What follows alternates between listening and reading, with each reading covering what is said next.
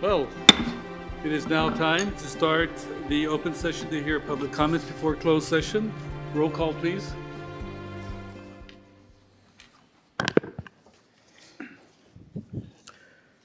Councilmember Brown, Here. Councilmember Jimenez, Presente. Councilmember Wilson, Here. Vice Mayor Zepeda, Here. Mayor Martinez, Here. and for the record, Councilmember Bana and Councilmember Robinson are absent for roll call.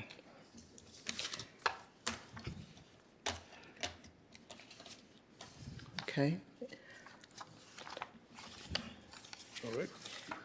Okay, during closed session, the council will discuss the following items. This is a joint meeting of the City of Richmond and Surplus Property Authority meeting. And it's under Surplus Property Authority, item C1, conference with legal counsel, existing litigation, Surplus Property Authority of the City of Richmond versus Riggers Loft Wine Company.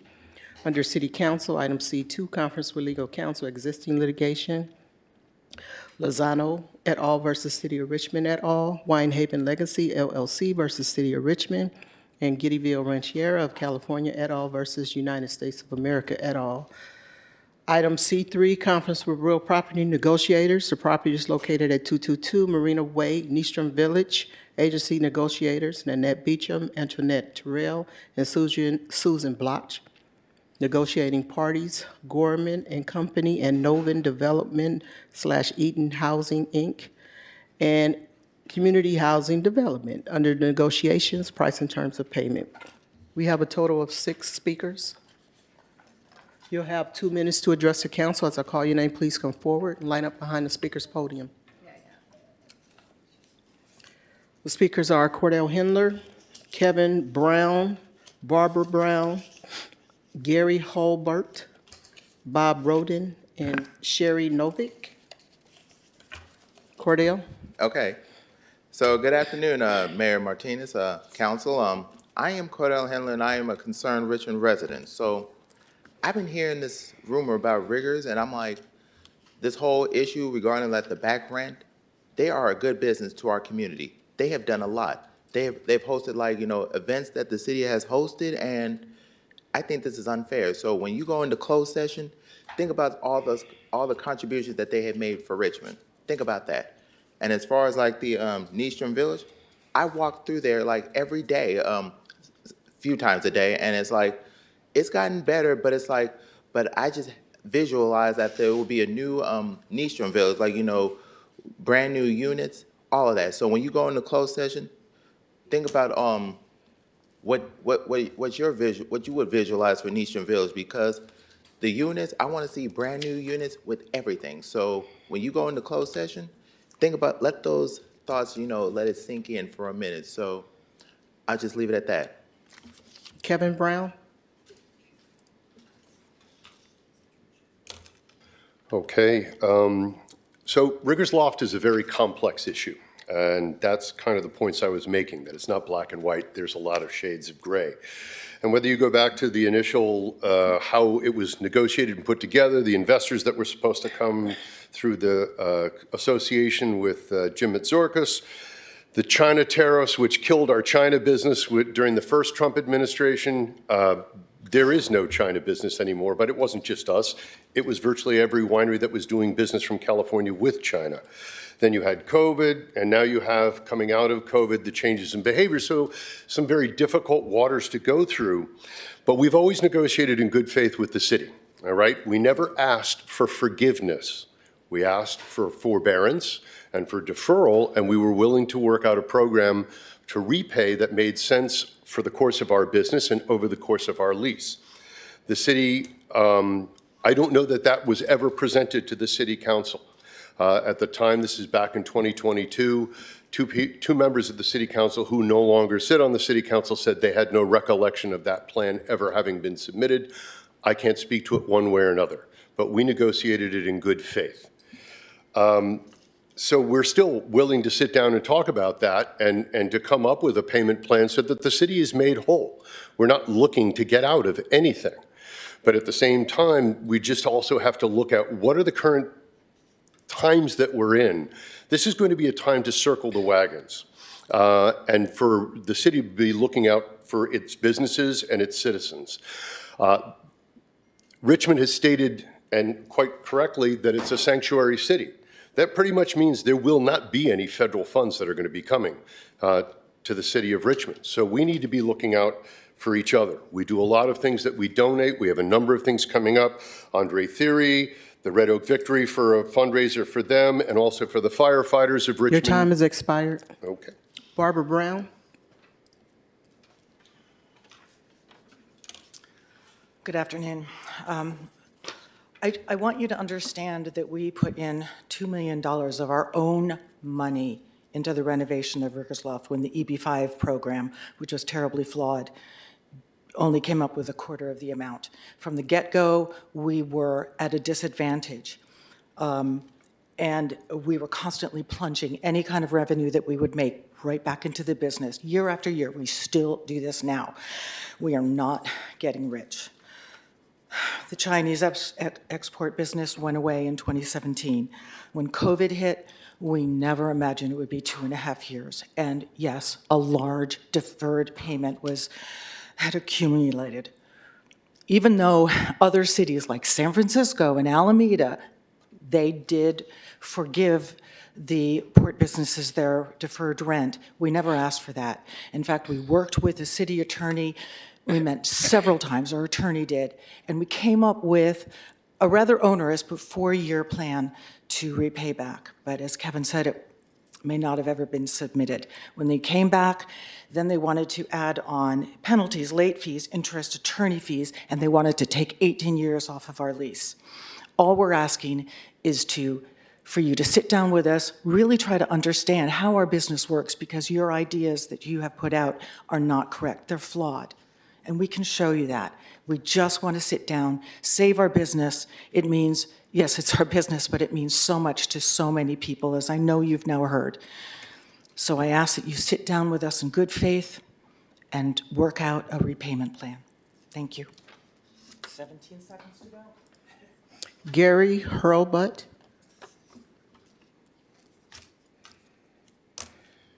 Good evening, Mayor and council members. I'm Gary Hurlbut, and I'm the president of the Richmond Tennis Association and the Hurlbut Benevolent Foundation here in Richmond. And my wife's not here, but she's here in spirit. And we are definitely an advocate for keeping Rickers Loft open. You know, since they've opened, they've been a vibrant local business that's really attracted Richmond people to come there, have a glass of wine, listen to some good music, look across the bay.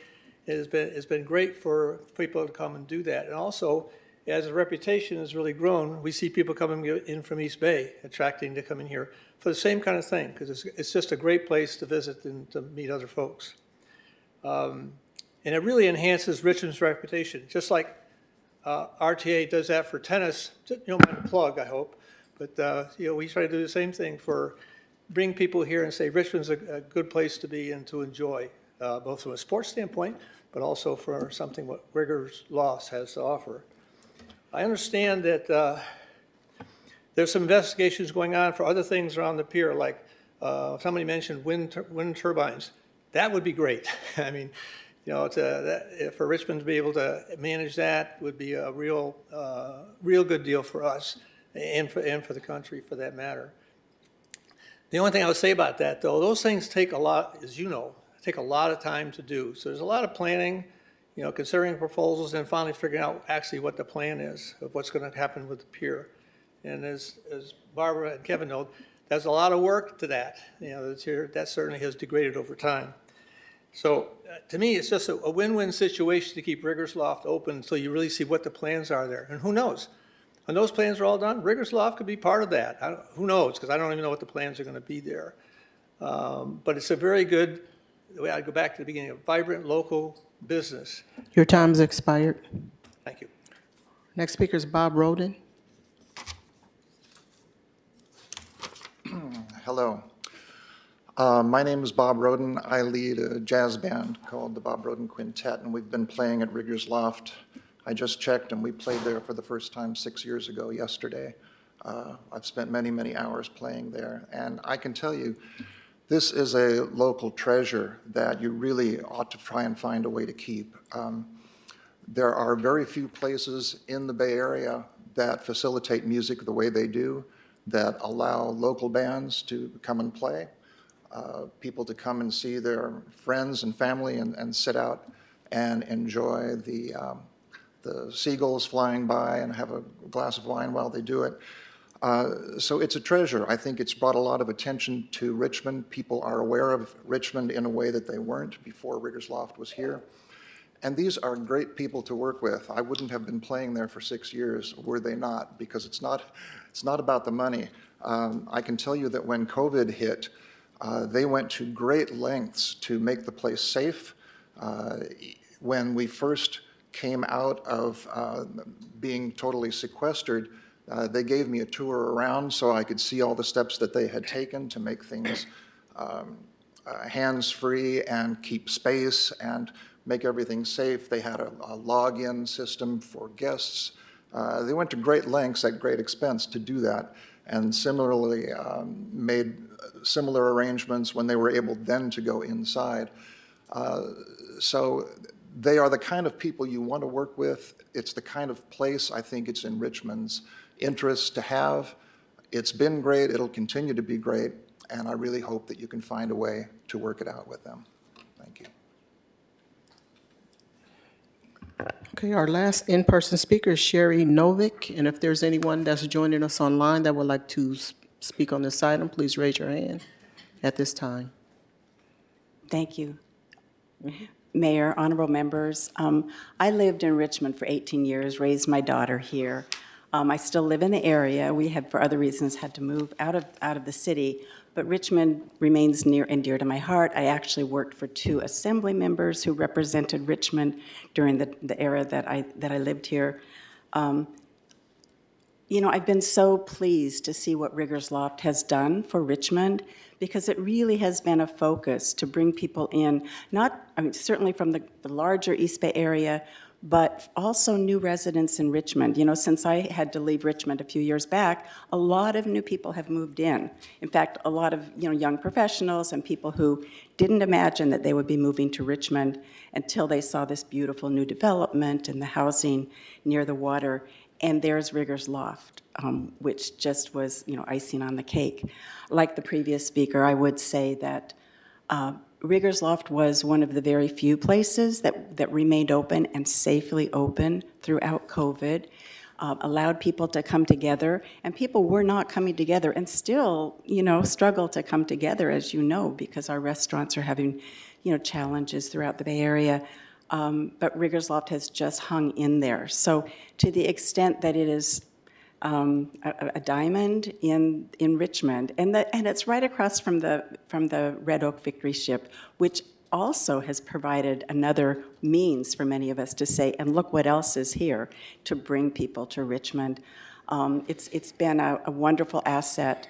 And I know there are many competing priorities all the time, but I think it's really important to cherish what is working and what has been working well.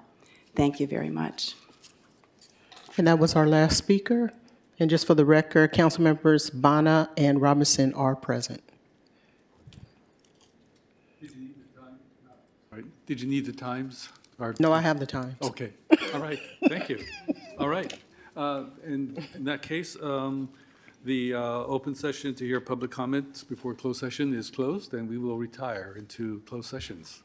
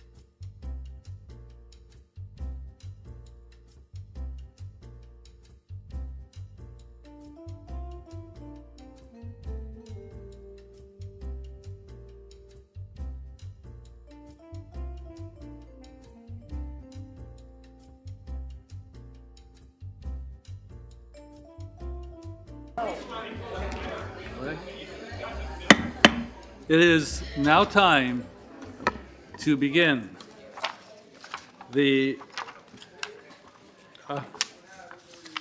joint meeting of the City Richmond Surplus Property Authority meeting. Oh, I'm sorry. The Richmond Housing Authority. I went back in time, but now I'm caught up. So we'll start with the Pledge of Allegiance. I pledge allegiance to the flag of the United States of America and to the republic for which it stands, one nation, indivisible, with liberty and justice for all.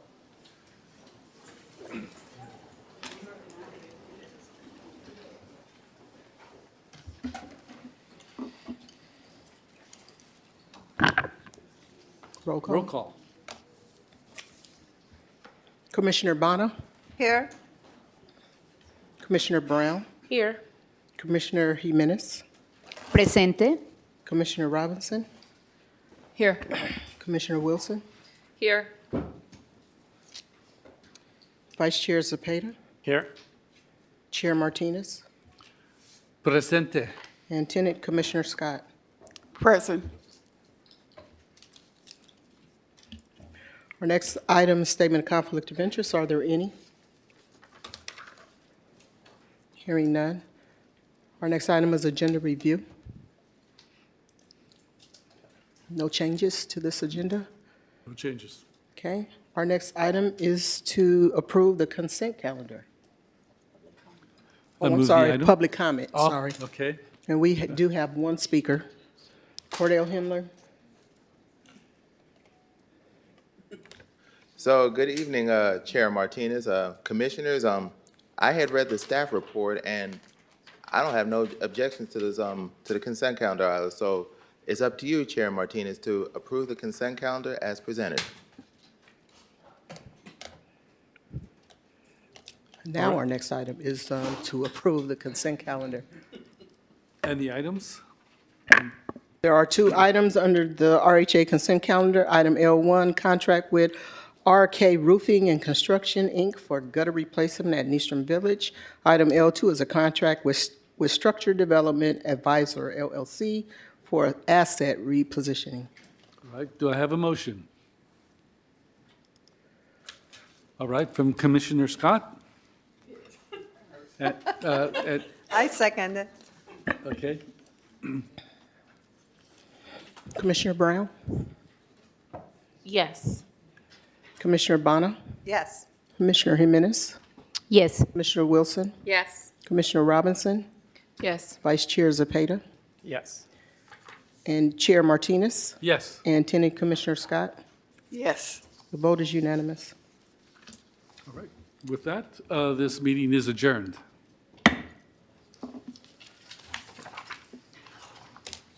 Moving to the regular meeting of the Richmond City Council. Roll call. Councilmember Bonner, Here. Councilmember Brown, Here. Councilmember Jimenez, Presente. Councilmember Robinson, Here. Councilmember Wilson, Here. Vice Mayor Zepeda, Here. and Mayor Martinez. Presente. Thank you. Our next item is Statement of Conflict of Interest. Are there any? Hearing none. Our next item is Agenda Review, and we have several changes to the agenda. I'll speak slowly. Please. Okay, so we're removing from the consent calendar item U6C, and that is the investment policy update. Item U10C, that is approval of funding allocation for Point Melody Beach Stabilization Project. We are continuing item V1. Item V1 is the presentation on unfunded actuarial liabilities. And we're continuing that item to May 6th. We're continuing item W1, that's the Unit Determination Community Intervention Specialist. Continuing that to April 22nd. We're also continuing item X2, Salary Schedule Amendment, also to April 22nd. We are continuing item U5C.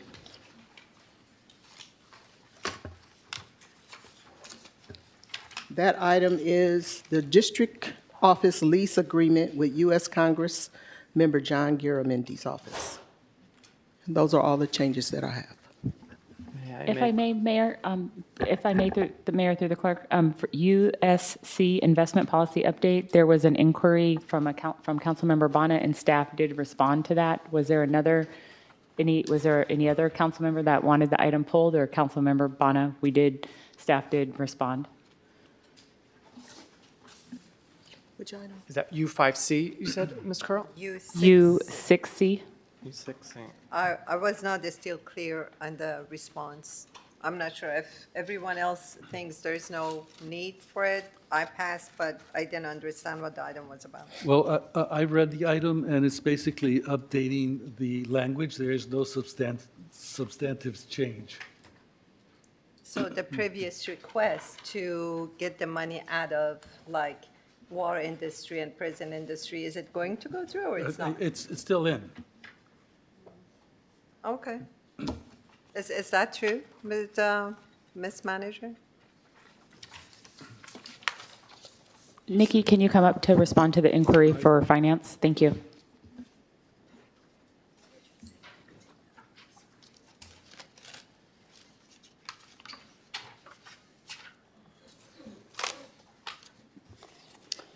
Good evening, Council. Yes, there's no substantive changes to that item for the investment policy. There is a red line version, and the regular version, everything pretty much is the same. It's just to comply with the Government Finance Officers Association so that we can get a certification for that policy.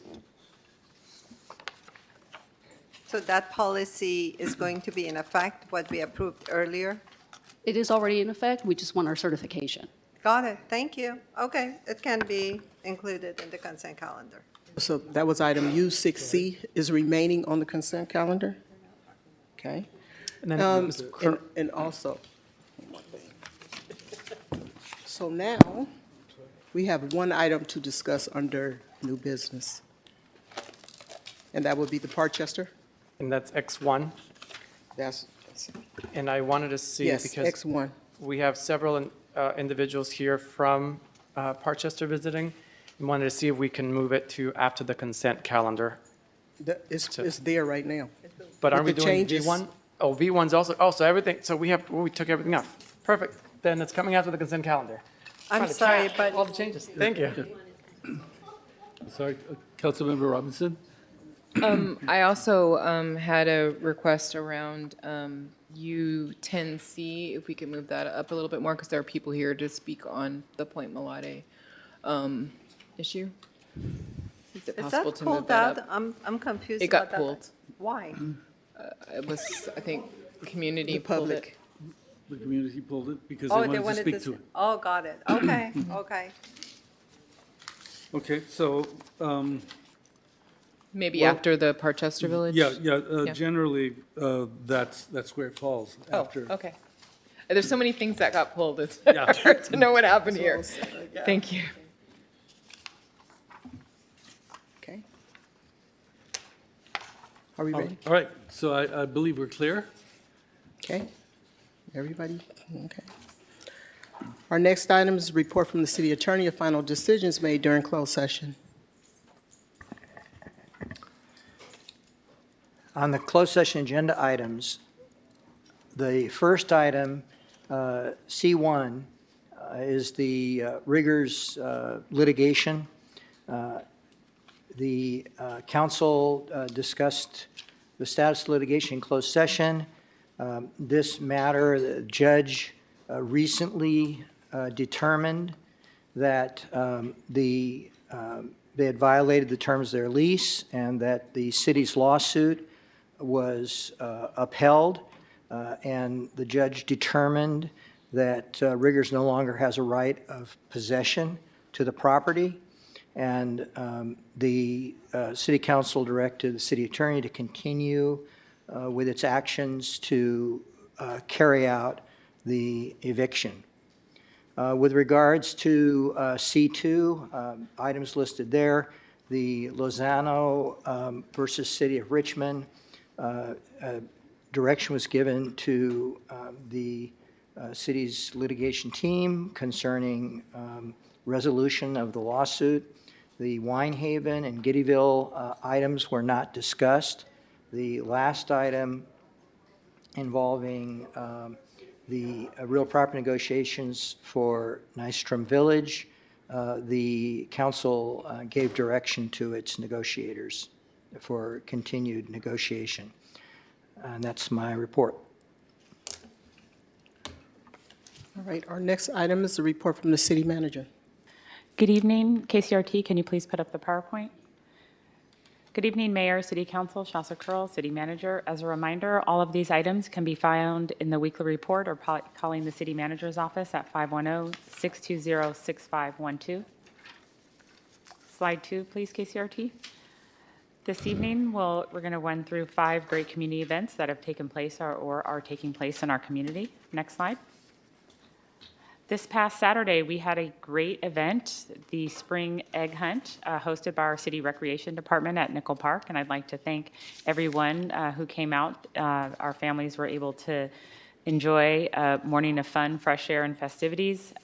Children enjoyed searching for colorful eggs hidden throughout the park, and many were filled with candy or small toys. The event was from 10 to 12, and it was a joyful atmosphere for all of those that attended. Next slide. We've also, this has been hosting community budget meetings for our upcoming fiscal year 25-26. The next meeting will be held on Wednesday, April 23rd at 5:30 p.m. And it will be here in the council chambers. If you have any questions, feel free to email budget_helpdesk@ci.richmond.ca.us, or you can also call the finance department at 510-620-6591. Next slide. Also forthcoming on next Saturday, April 19th from 10 to 1 p.m., we have Earth Day celebrations. One event that is taking place is at Unity Park in partnership with the City of Richmond, Richmond Rising, Fierce Advocates, the Watershed Project Moving Forward, Rich City, and Urban Tilth. It will take place at 1605 Ohio Avenue, and it's from 10 a.m. to 1 p.m. Next slide.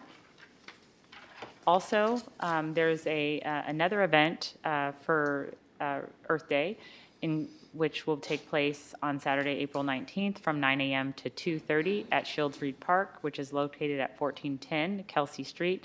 It's our second Earth Day celebration in North Richmond at Shields Reed Park, and it's to celebrate Earth Day, and it'll feature lots of activities, live music, food, and a petting zoo. And in addition, there will be a cleanup at Wildcat Creek hosted by Urban Tilth from 9 a.m. to 11 a.m. Volunteers are welcome to come out and support the beautification efforts. And if you have any questions regarding these events, you can contact our Community Services Coordinator at 510-221-2595. Again, 510-221-2595. We are very appreciative of all the community-based organizations that partner throughout the community to host a variety of Earth Day events, and it really makes a big difference in our community. Next slide. Also coming up on April 26th is Park RX Day. This is a partnership with the City of Richmond Recreation Department, California Department of Public Health, Kaiser, and Neighbor to Neighbor. It's from 10 a.m. to 1 p.m. in Nickel Park, and there will be family games, Zumba, relay races, and more. It's an opportunity to stay active in our community. And forthcoming on May 4th, next slide, in partnership with our 23rd Street merchants. We have Cinco de Mayo. It'll take place from 10 a.m. to 5 p.m. on Sunday, March 4th. And it's a full-day celebration with delicious food, live music, dancing, and entertainment for the whole family. If you would like additional information, please call 510-233-1866. Thank you, and have a good evening. Our next item is open forum. And this is an opportunity to give public comment on items that remain on the consent calendar or items that are not on the agenda.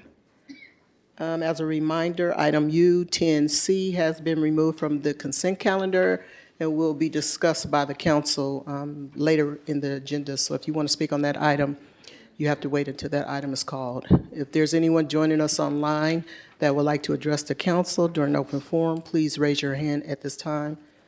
We have 26 speakers in person. We ask that you keep your comments respectful. As I call your name, please line up behind the speaker's podium so that we can go through the speakers quickly. I'll call the first 10 speakers.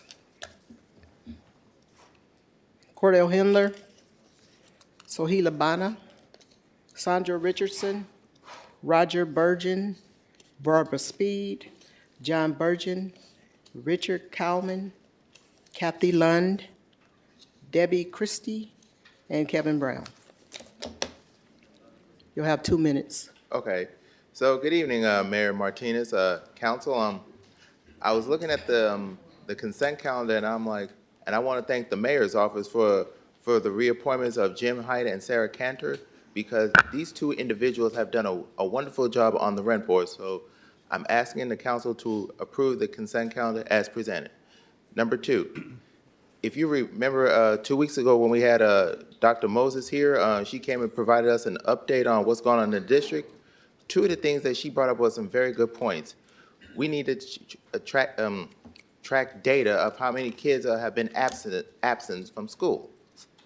Second is collaborations, because if you recall back then, when our previous council member McLaughlin brought up an idea, collaborating with the city and the district, that needs to occur, because right now, your constituents want to know what is going on with our district. There need to be some collaboration. So for the next agenda, it needs to be to direct staff to work with the school district staff on scheduling joint meetings for the fall, because I want to see what kind of progress the district is going to be making. So I'll just leave it at that. So that's it. Sohila Bana.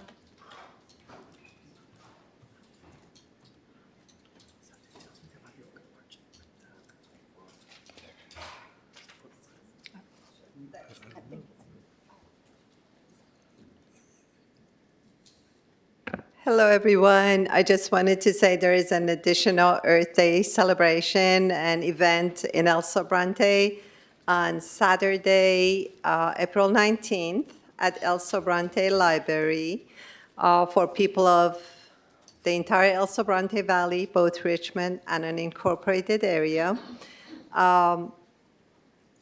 And also, I just wanted to say that I did receive many public comments and emails. I did not respond to all of them, but I've read most of them. I've just been a little busy with an injured husband as a caretaker, but I will respond to them all. Thank you. I'm sorry.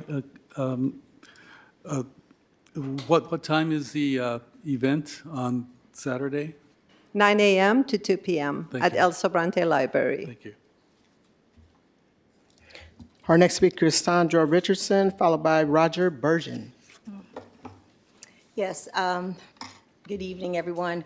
My name is Sandra Richardson, and I'm a native of Richmond, grew up here, 74 years I've been here. I'm speaking on behalf of Riggers Loft. I've been a member of Riggers Loft for 7 years, and I've learned a lot about making wine since I've been there. I can't for the life of me understand why the city of Richmond would want to close them down. This place is a sanctuary for me personally. As a caregiver, this is where I come to maintain my own health, mental health, and my own life balance. I love the water, I love live music, and I can get all of that at Riggers Loft. I can also, there's good food and good wine.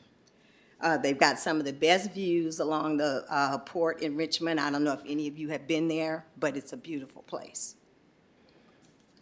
It's also a place of community. We have every race, creed, color, young and old that come there. You can bring your pets. So it's a place where we come and we all get together and, you know, despite our differences, we have a good time and we celebrate one another. People get married here. They celebrate birthdays. I've had a birthday party there myself. Charity events are hosted there. Surely something can be done to come to some kind of agreement between the city of Richmond and Riggers Loft, because it's a jewel and it's not something that I personally want to lose. And I'm sure there are others here that feel the same way. I'll leave you with this. Faith doesn't make things easy. It makes things possible. Our next speaker is Roger Burgeon, followed by Barbara Speed. Good afternoon, council members. My name's Roger Bergen. I'm on behalf of, in support of Riggers Loft. I'm the leader and guitar player for Juke Joint Band, and we've had the privilege of entertaining East Bay audiences since 2001. What we've noticed over the time, that time period, is really a steady decline in the number and quality of live music venues. And of course, as a musician, that's very important to us, but it's also important, as the lady just in front of me said, it really gives a place for community, for relaxation, for fun. So it's a cultural treasure that Riggers offers. We started playing for them, I checked our schedule in March of 2016, and we've been steadily enjoying performing at Riggers Loft. Barbara and Kevin are musicians themselves, so they understand the value of having all kinds of different music, different genres, and it's really been a great thing for us. It's been great for the audiences. So once again, we're really hopeful that something can be worked out between the city and Riggers Loft. It is a cultural icon and a cultural treasure, and we would hate to see it go away. Thanks very much. Our next speaker is Barbara Speed, followed by John Burgeon. Hi, I'm Barbara Speed. I am another member of Juke Joint, but I also have been a resident of Richmond since 1980. And when I moved there with my husband, we had friends who wouldn't come to visit us because Richmond was considered a very scary place, okay? And over the years, Richmond, of course, has changed and grown, and a lot more people have moved here because it's very affordable and beautiful. I live in Richmond Annex, as does Eduardo. Hello. So Richmond's a beautiful place, and ever since COVID, I know everybody here knows this, that people have become very isolated. It's been a very, very tough time. And Riggers Loft was one of those places that opened back up to having music there in that summer of that same year. And I can't tell you how grateful people were to be outside in that beautiful environment. And Riggers Loft, as my fellow bandmate has said, is a treasure. And it's one of the few places, not only that there's music being performed in Richmond, but on the bay, and hugely healthy, because it's outside. There's indoor space, outdoor space. So I sincerely hope that somehow you all can work out to keep this place alive, because it was a big endeavor of that couple, of Barbara and her husband, to create this place. And to use it for some other non-community oriented purpose would be really sad. And now my time is just about up, so thank you very much. Our next speaker is John Burgeon, followed by Richard Kalman. Yes, I'm John Bergen. You have to forgive my voice is very hoarse. I'll keep it short. just want to endorse what all the prior speakers said. And I've been playing music for over 50 years with my brother. Played throughout the Bay Area, and truly, Riggers Loft is a gem. It's unique, and it's a haven. And in these very, very dark times when we're also isolated and scared for the future, it's a haven that we need to preserve. Thank you very much. Richard Kalman, followed by Kathy Lund. Hello, esteemed council members. I'm a longtime Bay Area resident, raised in Oakland. I live in Albany, and I'm a member of 2 bands, and I've participated in numerous events at Riggers Loft, both as a musician and as an audience. And in this day and time, there are very few places in Richmond around this area that are still alive that offer anything coming close to what Riggers Loft offers. Now, I know there have been contentious issues between the city council and the judges and over whether Riggers Loft has presented the proper evidence to be relieved of these very high fees and charges and interest rates that really kind of amount to excessive taxation.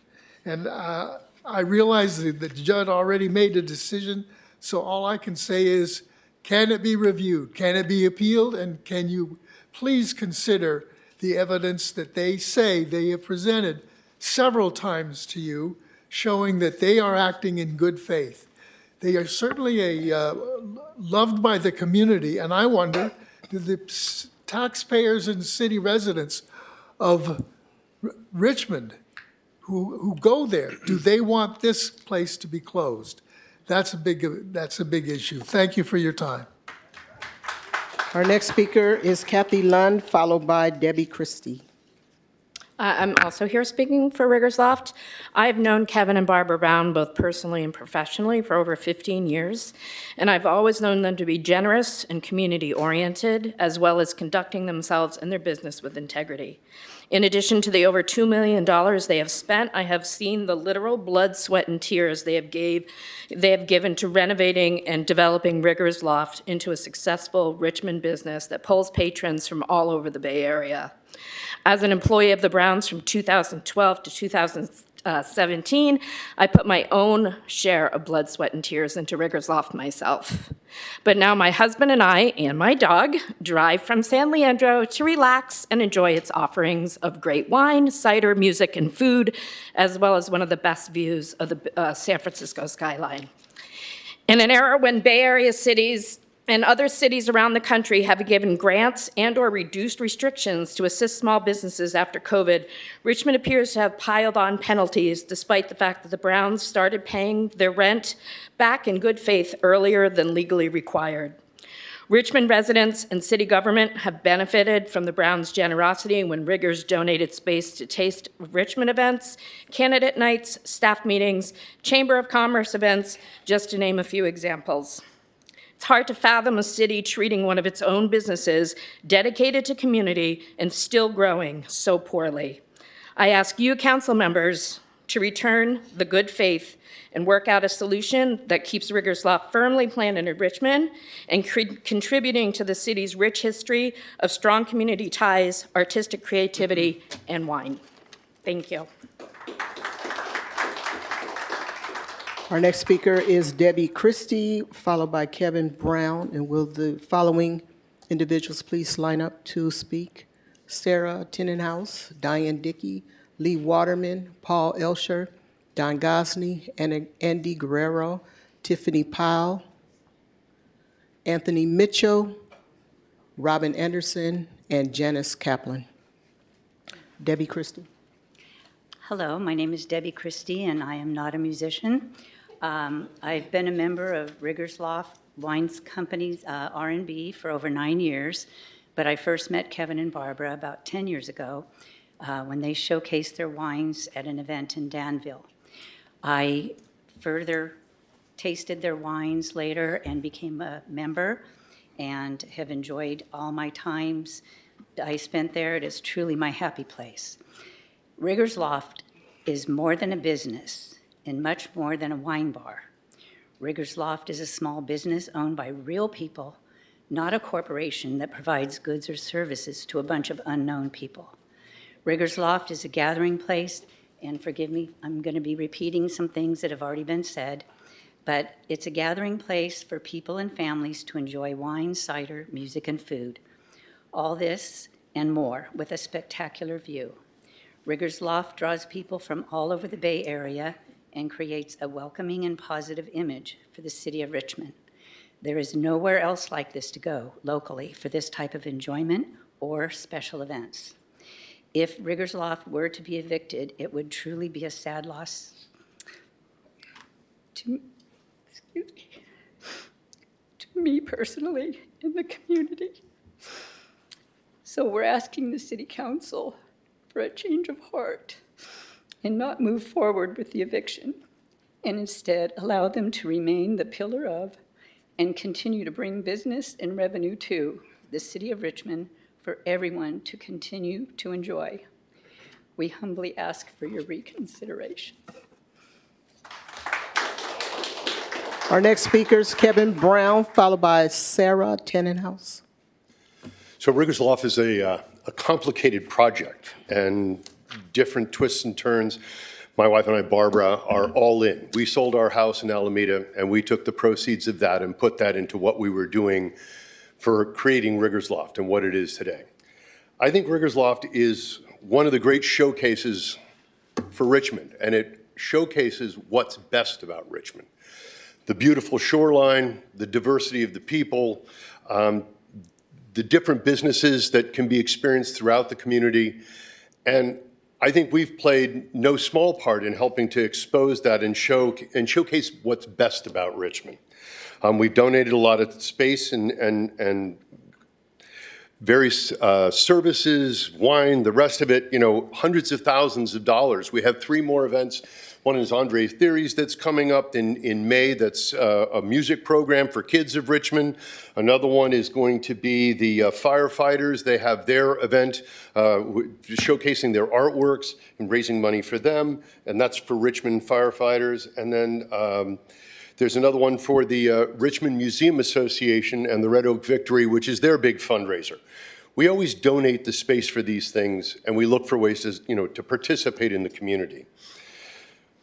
The sad thing about all of this, and I've been in this wine business for over 40 years now, is that the arrangement that's there, which is difficult to understand, it's governed by state ABC laws and federal TTB laws. And that relationship, if the lease is vacated, it'll end immediately. And anybody that's there won't be able to stay. And it's very specific on how that's run. I would hope, and we've offered to sit down either individually or with the council members en masse to explain better, because the port staff have only been there since 2022. Your time has expired, sir. Okay, so anyway. Our next speaker is Sarah Tannenhouse. Hello, I'm Sarah Tannenhouse. I've been in the North and East for 25 years. And I just want to say Riggers Loft is a great place. As a single woman, I find they have basically daytime events. You can't go anywhere. I've heard live music for 50 years, and you cannot go anywhere in the Bay Area for the price that they charge to hear incredible live music. It would be a real loss to the community. It's very friendly, daytime events, and it's safe. I don't understand the politics of it. I'm not coming here from that point of view, and I just cannot understand why this cannot be worked out. We're living in a society where people can't work out differences, and I've seen Richmond make incredible changes. I moved here when nobody would come visit me in Richmond, and it was turned around, and I just do not understand why this can't be worked out.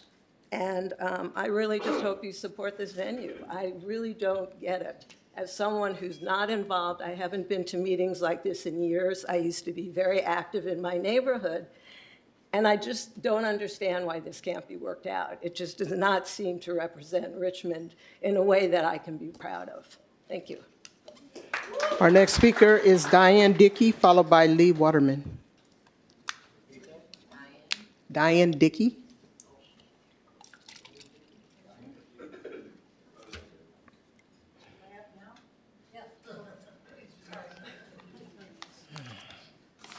I'm Diane Dickey. I'm a resident of Richmond.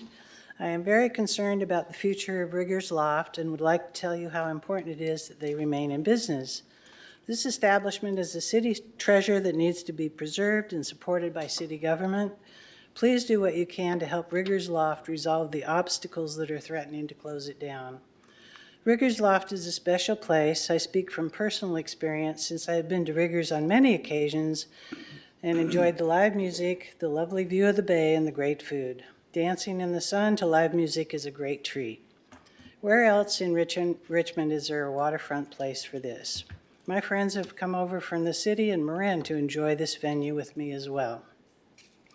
COVID did a major knockout to many businesses, and we have lost so many. Please don't let Riggers be one more business to fall. If you let this happen, there is the risk that the space will become a blighted, graffiti-covered building and a burden for the city to keep it maintained.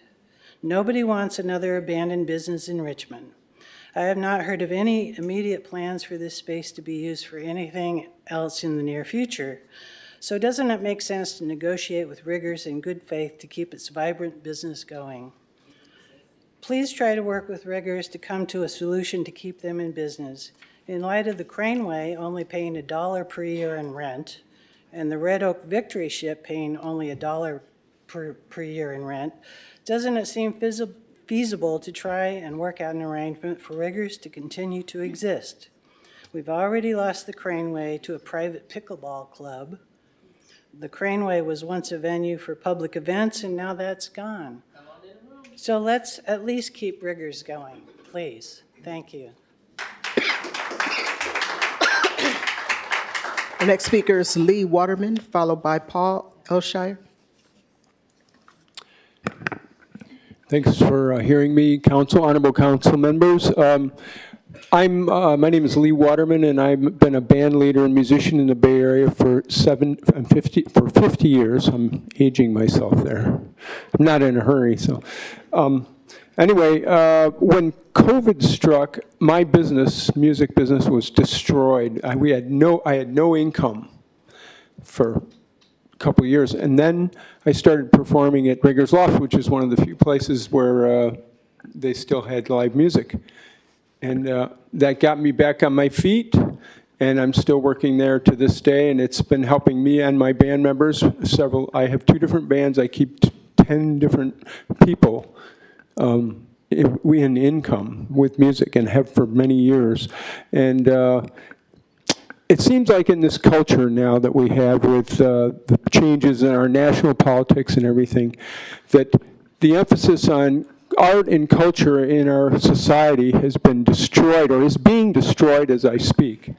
And it seems like America's turning into a robotic, bureaucratic, technocratic society. And I think we need to try to do everything we can to enhance artistic expression and cultural things. And Riggers Loft represents, I'm getting this rough noise here. I don't know what's, oh, thank you.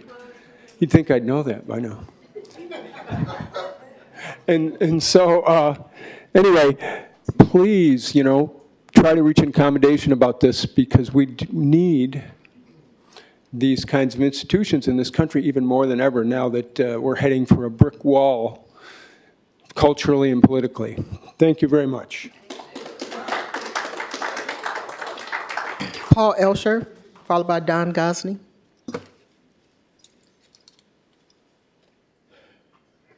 I'd like to thank the council members and the mayor for allowing me to address them during this session.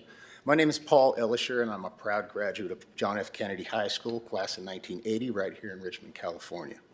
In fact, I'm proud of a lot of things the city of Richmond has to offer, like its park and recreation facilities, and many of its diverse restaurants, social gathering spots, coffee houses, playhouses, its breweries, and what I came to you to talk to you about today was its wineries, one in particular, Riggers Loft.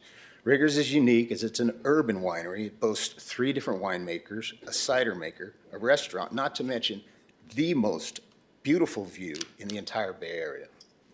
I'm here to represent well over 1,000 of your constituents who at Riggers have recited their vows to one another, renewed their vows, celebrated birthdays, quinceañeras, retirements, and memorials. On behalf of those constituents, I ask you to allow us to continue to celebrate our lives there during these more than troubling times. I urge the council to work with the owners on a payment solution, remaining open so that the city could keep collecting sales tax and business license fees, as well as keep dozens of people employed, and even promote the Red Oak Victory Ship with the added activity in the port. It's not an active port, and it'll take years to repair the infrastructure. I came from the city of Pinole. We had a historical building there. It was the bank. We had a florist in there. They worked there for partial rent, but the city evicted them. When they evicted them, it sat for 15 years collecting dust. I just ask you not to let this building collect dust. Thank you. Our next speaker is Don Gosney, followed by Andy Guerrero. Thank you. It wasn't that long ago that the council attempted to give themselves an 80% pay increase. Near the same time, they tried to give themselves another month of vacation from meetings during the summer. And near the same time, they wanted to decrease the number of meetings each month from 3 down to only 2. The pushback, though, was strong enough right before the elections that they decided to back off for a while. But now the council seats are safe for another 14 months. The council is coming back to telling us that, oh, we're working so hard for our friends that we deserve an 80% pay increase, making us the highest paid part-time elected officials in the state. And you got it. And now we're hearing, oh, we're working so hard for our friends that we deserve another month off from meetings during the summer. And you'll likely vote yourself this additional break. You even made it a consent calendar item to hide it, hoping we wouldn't notice. This whole concept of legislators taking a break during August came about when the landed gentry needed to take off so they could return to their plantations to oversee their slaves when it came time to pick their crops. Best I can tell, only one of you might need to oversee the picking of the crops, but it's unlikely that slaves might be involved. You'll try to convince everyone that you'll actually get more done when you don't have to waste so much of your time preparing for and attending these meetings. But quite frankly, it simply doesn't pass the smell test. That idea stinks to high heaven. No matter what you're doing, no matter whether you're in session or not, we still can't get you to answer phone calls, text, emails, and letters, unless you're on one of the chosen few, which many of us are not. When all is said and done, I can only imagine what the billboards and mailers come election season next year might look like. Andy Guerrero, followed by Tiffany Powell. Good evening, Mayor, Council, City Manager. Andy and I, my name is Anthony Mitchell, he asked me to go first, work together to present to you guys or speak to the board about a non-agenda item. We are representing a company called Echo Green Solutions, and we actually are working with the Federal Department of Energy and the trade professional for Pacific Gas Electric Company. And so we have worked for the city and within certain folks within the city organization. We have conducted energy assessments on this property. What's happening, which was perfect because your budget meetings that are coming up, we represent funds for all the things that the city is getting tasked with and burdened with, such as your electric vehicle infrastructure charges. All your fluorescent lights are now banned. You can not even install them throughout any of the properties throughout the city. What we had done with sustainability for the city and also planning is we had conducted site assessments on this entire campus. We identified over $500,000 of content that would be paid for by other funds. That is no budget impact, no out-of-pocket expenses for the city. What we're trying to do is work with you folks because the looming demand and mandates of this very expensive electric vehicle infrastructure cost is coming in here today and it's present. What we are asking for is a session to be able to provide information with council and also city management to talk about the funds that we have already identified for not only this campus, but we've also worked with Parks and Recreation and have talked to them about their campuses as well. There's no money out of pocket. There's no fiscal impact. There's no budget impact to the city for the funds that we represent. There are funds from the utility company, the federal government, and the state of California for these items that will help the city increase the dollars and cents of the budgets to be able to spend your budget on other things that these other funds will pay for, such as energy reduction, carbon footprint reduction, maintenance reduction, and overall asset upgrades to every building and every property that the city oversees. We've already done assessments, we already have reports, and we just want to thank you for the opportunity to work with the city, and we would love to have a further conversation with you folks at another time. Thank you very much. Tiffany Powell.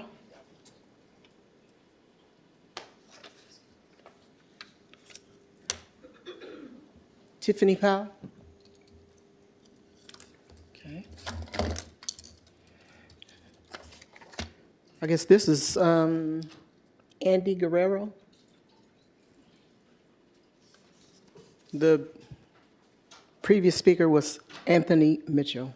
Yes, thank you. I'm Andy. Hi, Council. I don't really have much more to say than Anthony's already relayed to you guys, but we would love to help the city with its energy use. So we look forward to servicing you guys when you can. Thank you. Our next speaker is Robin Alderson, followed by Janice Kaplan. Will the following individuals please line up to address the council? Barbara Brown, Mark Wasberg, Craig Williams, Carla McElroy, Raul Ramirez, and our last in-person speaker will be Mitchell Jamerson. Robin? Ready? Hello, Richmond City Council. I'm sorry, can you restart her time? Oh, you did. Thank you. Ready? No? Yes. My name is Robin Alderson. I live just a few blocks from here. I'm here today to speak in support of Riggers Loft. I know there are differences of understandings as to what's been agreed to and what is fair in this situation. But I think one thing that we can all agree on is that we want to see Richmond thrive. One way to do that is to support small local businesses. Riggers Loft is a small local business that needs your support. Its special location on the waterfront, one of the best views in San Francisco, makes it very unique. It has become a gathering place for locals as well as people from across the Bay Area and reflects the diversity of our communities. We go to Riggers Loft for the music, the friendly atmosphere, the view, the wine, the cider and food, and for community events like the Taste of Richmond and candidate events. We go to meet friends and dance to local bands. Riggers Loft is a very special place. There is nothing like it in Richmond or any other Bay Area city. Please set aside your differences, figure out a way to work them out, and look at the bigger picture. We all want Richmond to thrive. We all want what's good for Richmond. Riggers Loft is good for Richmond. Thank you. Our next speaker is Janice Kaplan, followed by Barbara Brown. Hello, Mayor and Council. I agree with what everybody else has said about Riggers Loft, but just to share my own personal experience, I moved to Richmond a little bit over 10 years ago from Marin County. People said to me, Richmond, you're moving to Richmond? Why would you do that? And now, you know, I'm really enjoying our time here. I'm living in Marina Bay, which is, of course, a beautiful part of Richmond, and of course, Riggers Loft has a beautiful, beautiful view for the world. Friends of mine have come and visited me from Amsterdam and Paris, and friends from Walnut Creek and Concord and Pleasant Hill come over, and friends from Marin. We have all gathered there to enjoy the beautiful community that Richmond has to offer. I don't really know. Maybe you can tell me, or somebody can tell me, of another place that offers the value that Riggers Loft offers to this community. You know, besides giving to the community and opening up its space, having the wine and food, and especially the live music. I'm a musician. I probably represent, out of all my friends, maybe 25 to 30 people who we've all gathered together there, and especially during COVID. COVID was a difficult time for everybody, and every Friday night we would be outside with our masks on and bundled up, sitting on the bay, listening to live music and drinking wine. And I have to tell you, it really was a gift, and I think Riggers Loft is a gift to this community, whether you can look at it like that or not. I hope that there is an ability to negotiate some satisfactory blessing for everybody in the community. Your and time that has we can all expired, ma'am. Benefit. Thank you. Our next speaker is Barbara Brown, followed by Mark Wasberg. Good evening. You've heard from many people tonight about what Riggers Loft means to them, and you heard from me earlier, so I won't belabor those points. A couple of things I didn't say is having a place like Riggers Loft a place to produce our wine, of course, having a tasting room, but to be a part of the fabric of the community, to be able to give back in so many ways to the community, that was a dream of ours. We never expected we would have to finance the renovations with our own money, but that's what had to happen. And we had to sell our house in Alameda in order to finance the renovations. That isn't a building that we do not own, that you own. We will never see that again. You will. You'll benefit from it. It's a beautiful building now.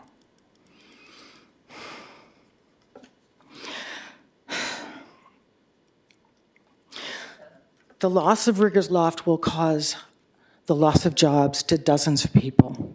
Not just the beautiful space for all of the people who love it, but dozens of jobs will be wiped out. The current staff that sits on the council, everybody except for you, Mayor, has been there only since 2022. You do not know what negotiations were made with the prior port director. We want to tell you. We want to show you. We want to show you our finances. We want to show you all that we have to put into it every month, what our expenses are. You have no idea. You think that we are raking money in. We get all this money from our APs. It is not true. We have to give much of it back through an offset. You don't know that because you haven't asked us. But we will show you. And we ask for you to please reverse your decision and talk with us. Sit down with us. Your Come time to has the expired. table. Thank you. Mark Wasberg.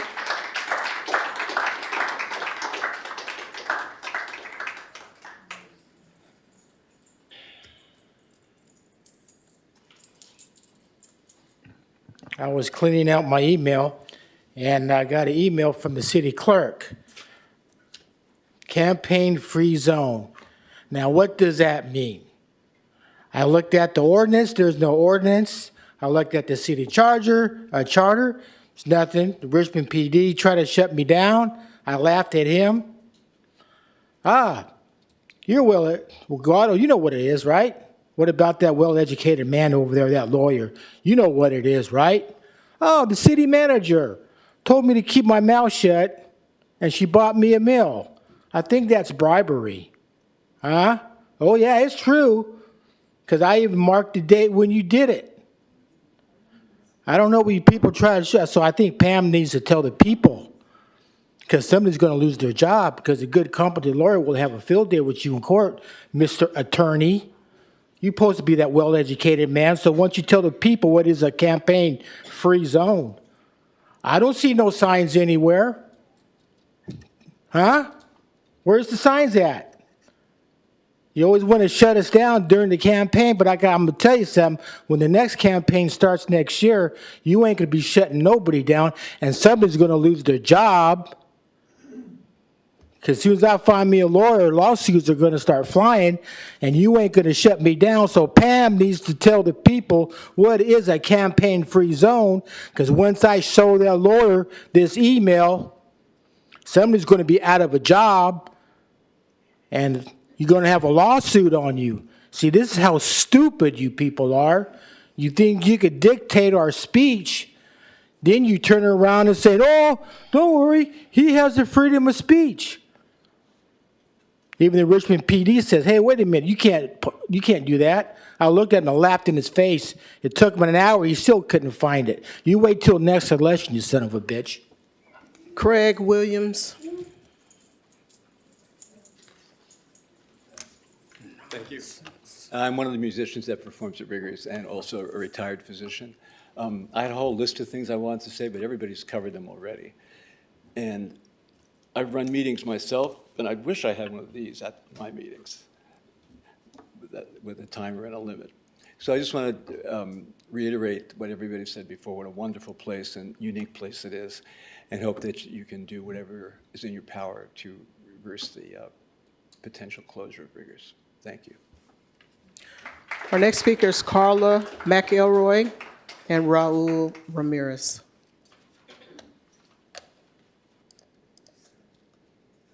Greetings, council members.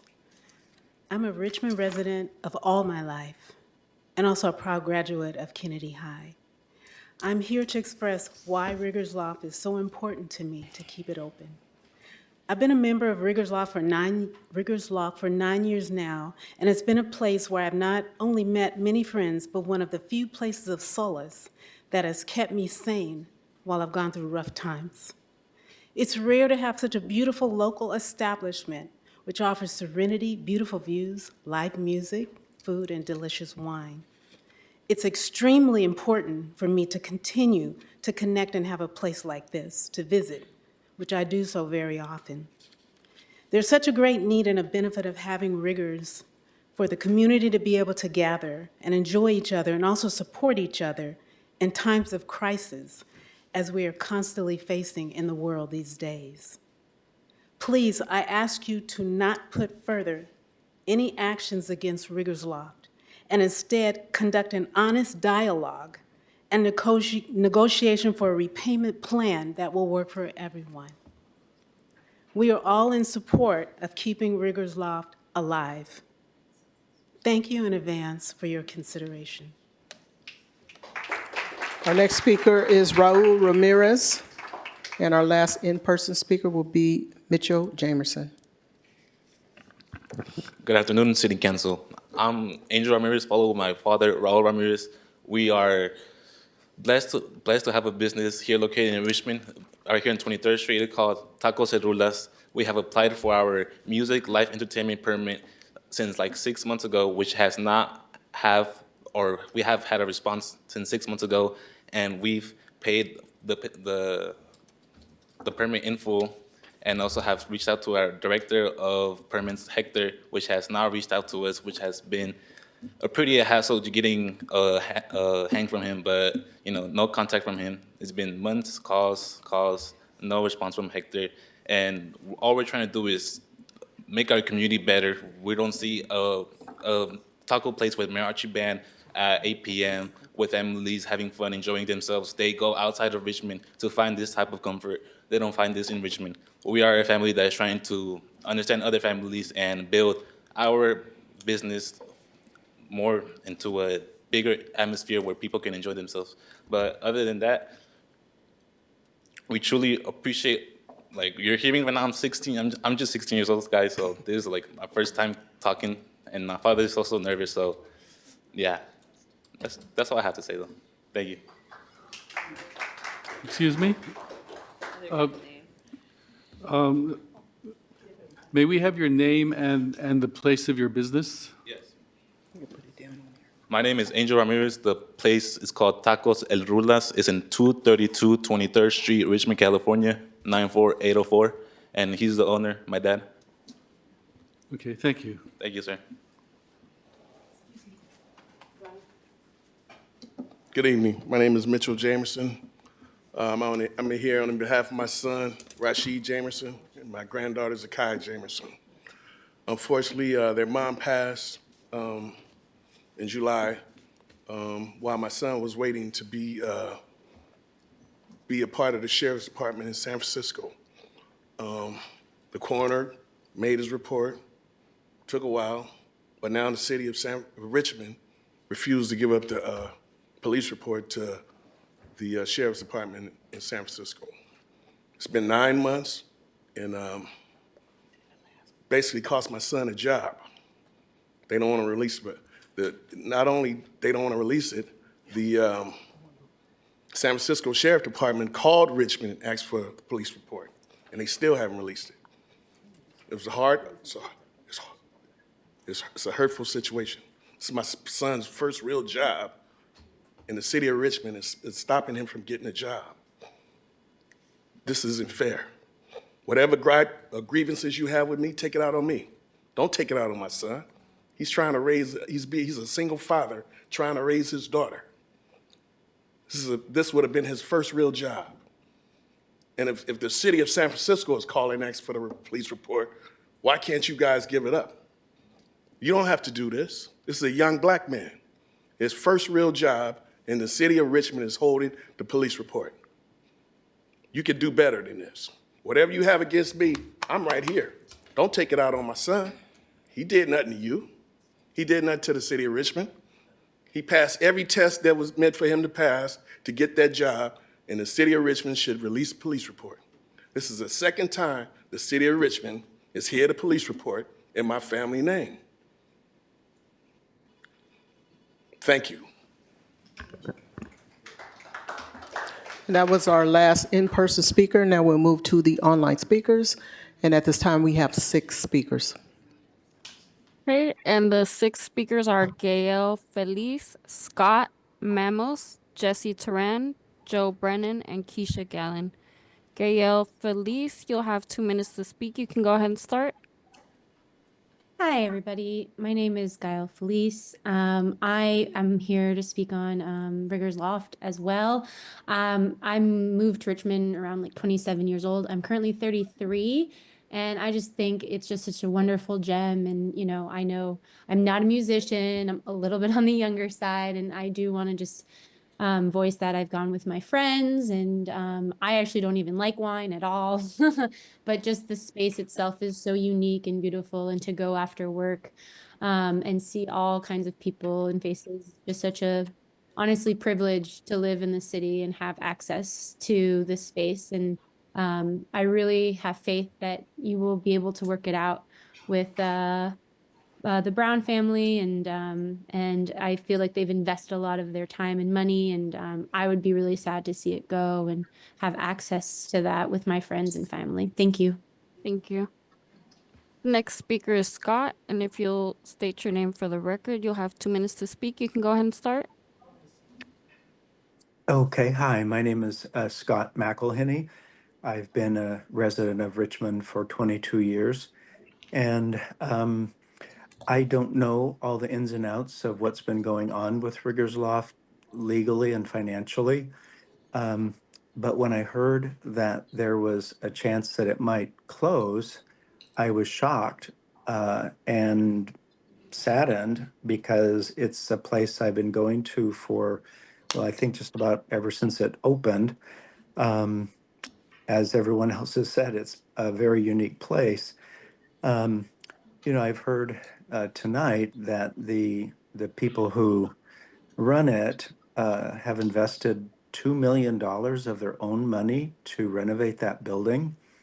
And if they get evicted, it sounds like they won't recoup that at all.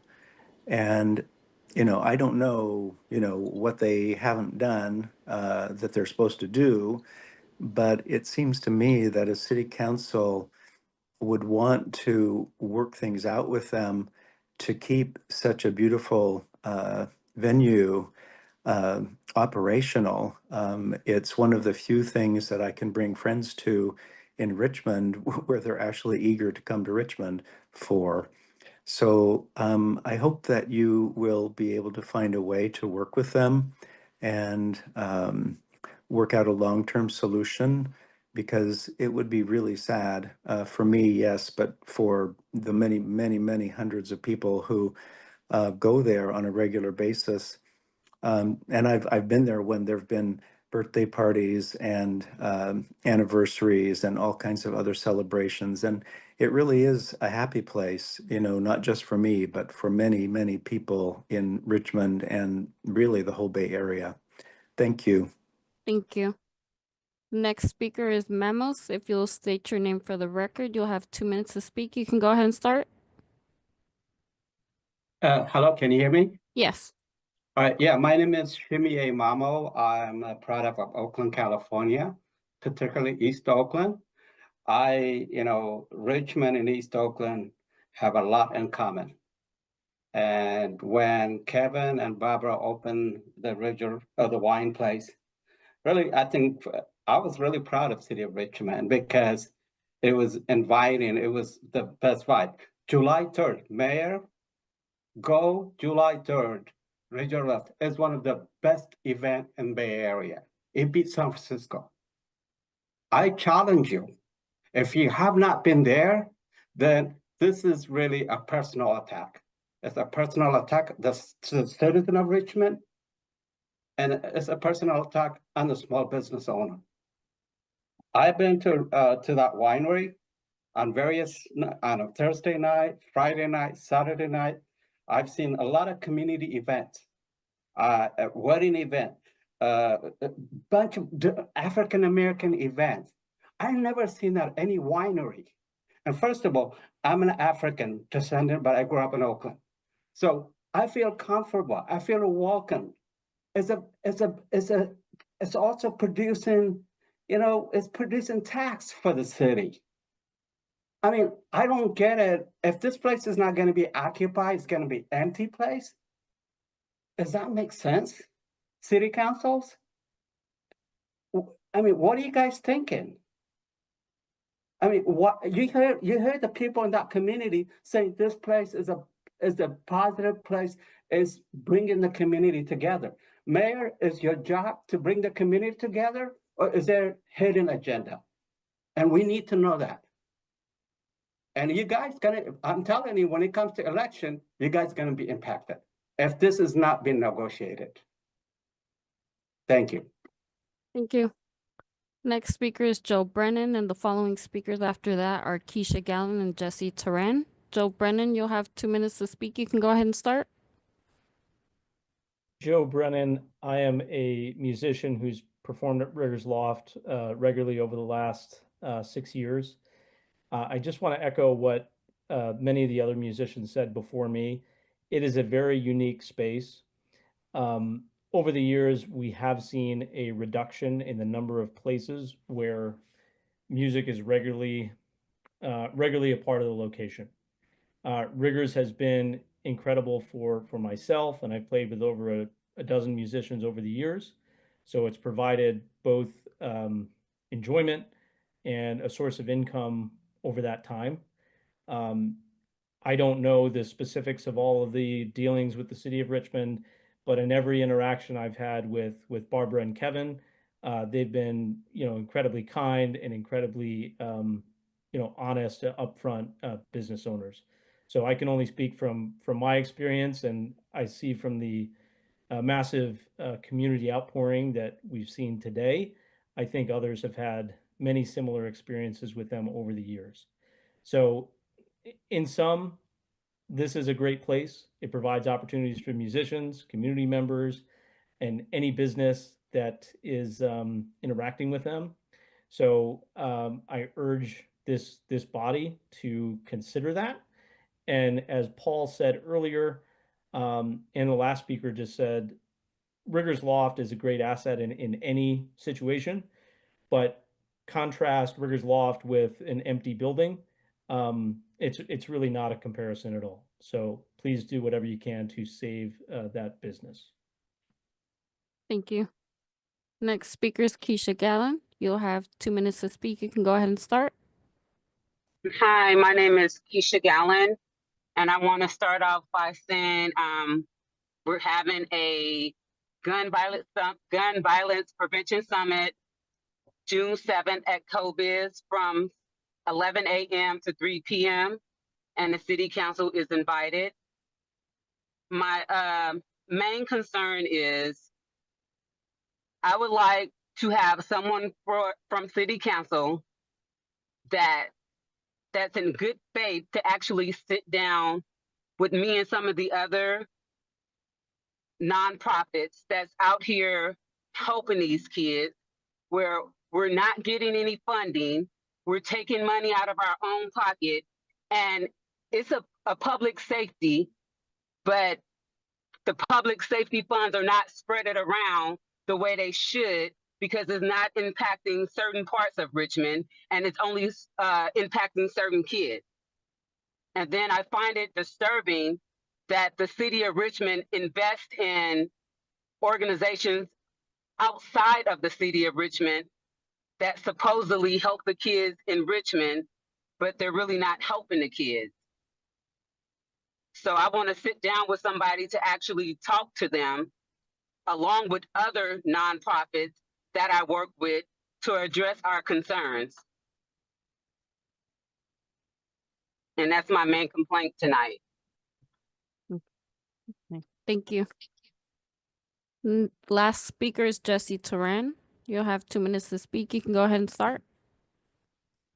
Hi, my name is Jessie Turan. I've been a resident of Richmond for over 20 years. For the past 5 years, I have been unhoused and living in my bus. This morning, some crew members of CORE came by to, see what they could do for assistance to help me. I said, well, anything you can do as far as housing, I'm interested in being housed. I was one of the people who lived at the Ryden Road homeless encampment.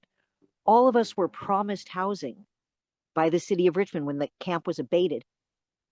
90% of my neighbors are now living in Berkeley or Oakland because they were not able to get help from the city of Richmond. But the city of Richmond got money. The city of Richmond got money from state government. It got money from federal government. It got taxpayer money, you and Measure X. It recently got $500 million from Chevron.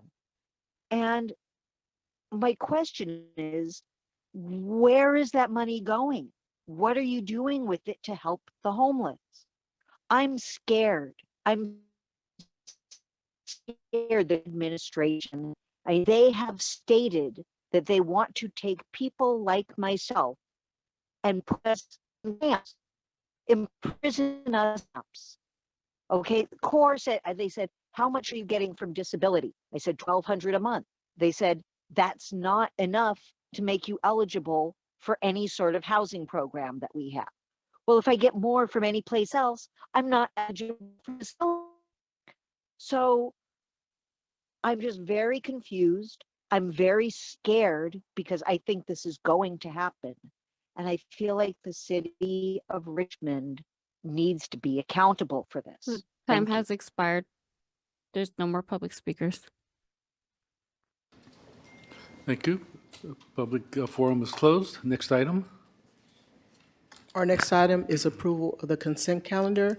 And as a reminder, item U5C, the district office lease agreement with U.S. Congressman Garamendi's office, and item U10C, approval of funding allocation for Point Lottie Beach Stabilization Project, are not included in this vote. Do we have a motion? I move to approve the consent calendar. Do I have a second? I second it. Okay. Councilmember Brown? Yes. Councilmember Bonner? Yes. Councilmember Jimenez? Yes. Councilmember Wilson? Yes. Councilmember Robinson? Yes. Vice Mayor Cepeda? Yes. And Mayor Martinez. Yes. The vote is unanimous. Our next item is item X1 under new business. Is to receive a presentation on the draft scope of work for the Parchester Village Giant Highway Infrastructure Master Plan and provide direction to staff on priorities, scope, and key focus areas prior to the commencement of work. And we have just a few speakers for this item. If there's anyone joining us online that would like to address the council on this item, please raise your hand at this time.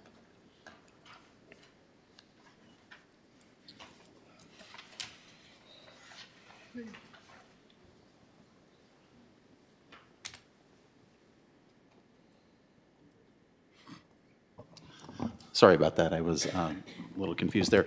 KCRT, can we please pull up the slide presentation for this item? Good evening, Mayor Martinez, members of council. My name is Robert Armijo. I'm the Deputy Public Works Director and City Engineer. And I have with me today Janie Lockman, who's our Associate Transportation Planner in our department, Public Works. And I guess without too much ado, I will hand it off to Janie, and she will walk you through a slideshow presentation on the scope of work that we're developing for a planning study that we're going to be doing for the Parchester Village area. Thank you. Thanks. Excuse me, Mayor. We need to make one announcement for this item. Just were in Spanish. Okay.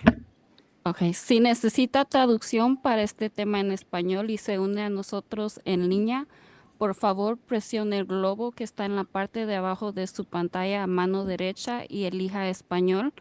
Si necesita traducción para este tema en español y está aquí en la reunión en persona, tenemos dispositivos para traducción disponible en el cuarto número 2 cerca de la entrada si quiere pasar a recoger uno.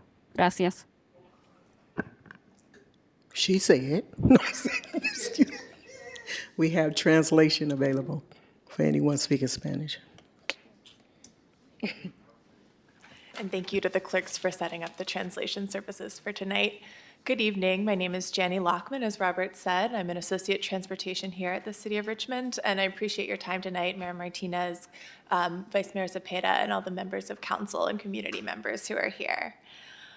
Public Works is preparing to issue a request for proposals for engineering and planning firms to develop a comprehensive master plan for addressing the major infrastructure challenges in Parchester Village and the giant highway corridor outside of Parchester Village. Next slide, please. Tonight, I'm going to talk about the purpose of the study, talk about what Public Works plans to include in the scope of work, talk about phasing, costs, and funding opportunities, provide a draft timeline for completing this work, and finally, request direction from City Council on the scope of work and some of the next steps. I'll keep my presentation brief to allow time at the end for discussion and questions. To that end, I respectfully request that you hold any questions until the end of the presentation. Next slide. But before we talk about what the city plans to do to address the infrastructure issues in Parchester Village in the future, we have to acknowledge what hasn't been done in the past. This neighborhood has a history of underinvestment, especially in infrastructure, due to segregation and the systemic racism within our existing structures and institutions.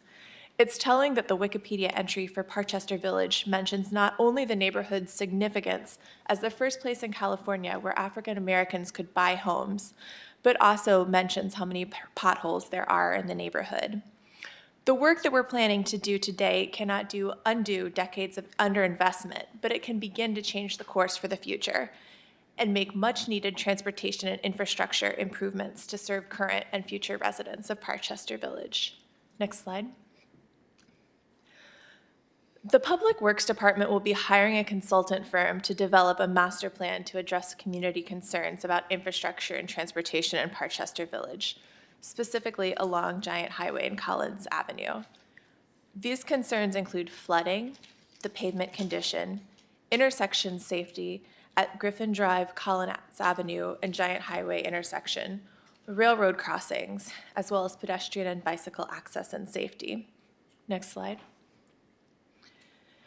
The plan will specifically focus on transportation and infrastructure issues within the right-of-way of Giant Highway and Collins Avenue next to Parchester Village, going south to the Richmond Parkway, as well as the connecting drainage infrastructure that impacts the flow in water in and out of the neighborhood. Next slide. I'm going to talk a little bit about what Public Works plans to include in the scope of work for the study, starting with the scope of work for utilities. And later, I want to hear from you and the community to see if there's anything else that we should include when we issue the request for proposals. The selected firm will first and foremost need to identify solutions to the drainage issues that are currently occurring in the neighborhood to address flooding and stormwater. Other utility considerations include looking into the feasibility of relocating or undergrounding the PG&E poles that run alongside Giant Highway. The study would also look at options for adding pedestrian scale street lighting along the sound wall. Next slide. Thank you. The master plan will also consider a variety of multimodal transportation improvements for Parchester Village. This will address current pedestrian accessibility issues, including adding sidewalks where none currently exist, upgrading the existing sidewalks to make them ADA compliant, including adding curb ramps and crosswalks where they're needed. The study will also evaluate the current pavement condition and come up with a plan for fixing it. The master plan should also study options for the intersection with Giant Highway, Collins Avenue, and Griffin Drive, as well as the railroad crossing. Currently, the existing bus stops in Parchester Village don't have adequate space for seating or ADA compliant access to them. This would be part of the scope of work as well. Finally, the Richmond Bicycle and Pedestrian Action Plan recommends a buffered bike lane facility along Giant Highway. The master plan should figure out how that could be incorporated, along with the other improvements, to make sure that people who live in Parchester Village can safely and comfortably access the places that they need to go, whether they drive, walk, ride the bus, or ride a bike. Next, thanks. Other scope areas that we've heard from the community and would like council direction on whether to include are emergency access and exits for the neighborhood, addressing sea level rise, adding rolled curbs within Parchester Village, and evaluating the facility needs of the Parchester Village Community Center. Next slide. We also realize that while we're working on the infrastructure master plan, we might discover other concerns and priorities that are important for the community that the city will need to develop a plan for how to address. Public outreach is going to be a critical component of the study. We want to make sure that the people who are going to be most impacted by the current infrastructure issues and stand to benefit the most from any improvements are involved in the planning process in a meaningful way. We also want to make sure that we're coordinating closely with emergency service, including the police department and fire department, utility companies, AC Transit, and the railroads during the planning process. Next slide. This is a lot to cover, so we propose to do this work in 2 phases. Phase 1 will develop the infrastructure master plan for Parchester Village, consist of outreach and data collection, develop and prioritize recommendations, come up with cost estimates for the recommended improvements. We expect that there will be certain issues that will rise to the top as priorities during the planning process. So phase 1 will take these prioritized improvements from concepts to 30% design. Once we have something at 30% design, we're able to pursue grant funding and program it on our capital improvements budget, and that will provide enough detail for doing these things. Next slide. The bad news is that Public Works estimates that addressing the issues with the storm drainage alone will cost $10 to $50 million. Thanks to Council's decision to appropriate funding for the infrastructure study at the March 11th meeting, we currently have $500,000, which can cover the cost of the study. Funding to implement the recommendations of the study could come from the general fund once recommended projects are added to the capital program. We could also seek grant funding for improvements once we have the 30% design. We can also have funding available through the Meritage Homes conditions of approval, which I'll talk about a little bit more on the next slide. Next slide, please. So this slide lists some of the conditions of approval for the Meritage Homes development. The bolded conditions are conditions that are still pending. These conditions include adding a sidewalk with a barrier between Fainer Drive and Griffin Drive, adding pedestrian scale lighting to the existing PG&E poles, adding an enhanced crosswalk at Griffin Drive and Giant Highway, and improving the existing asphalt path between Faynor Drive and the Point Pinole Regional Shoreline Park. Next slide. However, given the current condition of drainage and pavement infrastructure on Giant Highway, Public Works and Community Development are concerned that if these improvements are made now on the existing infrastructure, they'll later have to be torn out or removed when we do the work to address the underlying drainage and paving issues. To that point, we'd like to seek Council's direction on whether some or all of the Meritage Homes offsite improvements should be deferred and completed after the study is completed, and after we have a plan for addressing the pavement and drainage issues that have been made. Next slide, please. Just a brief overview of where we go from here. After tonight's discussion, we will update the project scope of work and issue a request for proposals for consultants to do this study. We will return to City Council in June to request that Council award a contract to the selected consulting firm and expect to begin the project shortly after. From June to November, we anticipate we'll do outreach, data collection, as well as the study and analysis that are needed to develop recommendations for making these improvements. After that phase, the selected consultant will compile the recommendations and develop a draft plan. In early 2026, we plan to return to the community and City Council to get feedback on the draft plan and get direction for how to prioritize these recommendations. Once the plan has been finalized in 2026, Phase 2 will begin, and the 30% design of the priority improvements is estimated to be completed in 2027. Next slide, please. I really appreciate your time, attention, and collaboration and thinking strategically about how we can improve utility and transportation infrastructure in Parchester Village.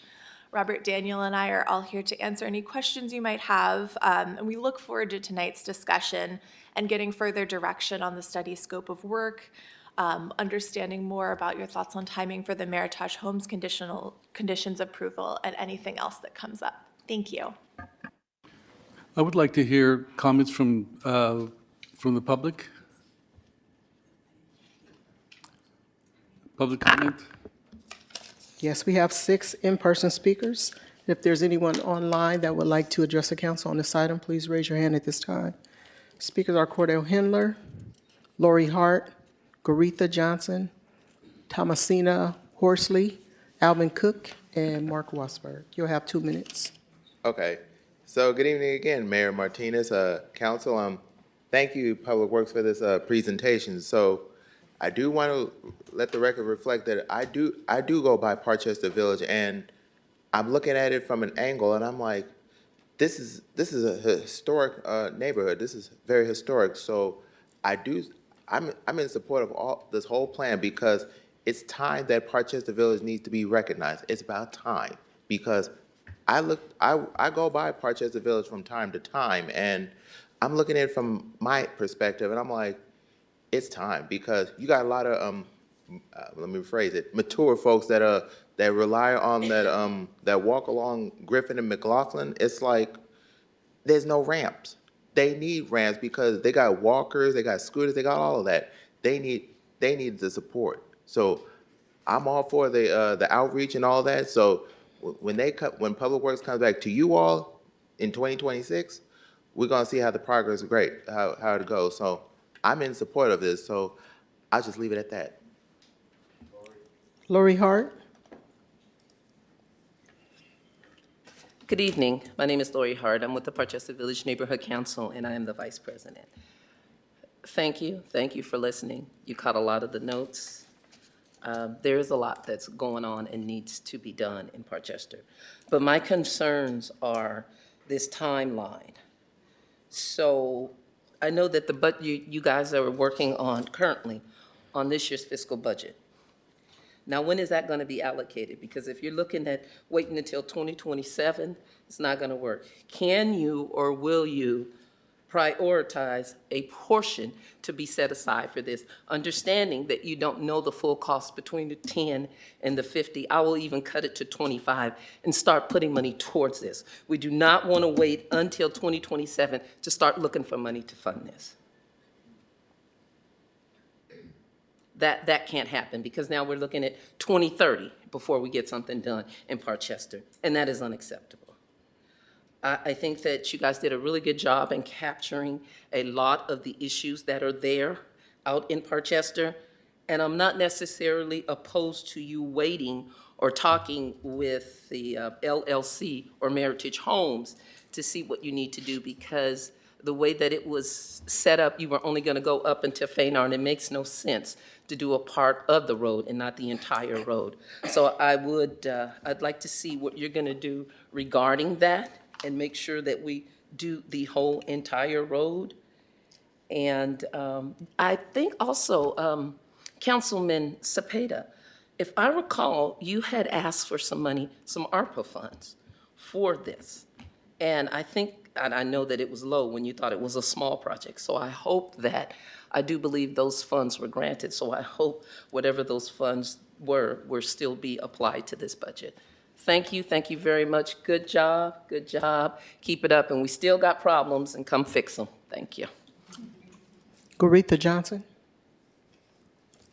She's good. Next. Can I have her? Thomasina Horsley.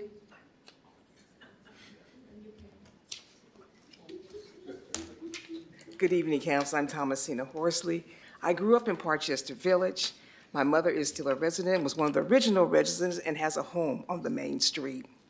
I saw the film that was just showed about the data there, and there are some problems. So let me start with my mother's home. Exactly, I'll be very personal about this.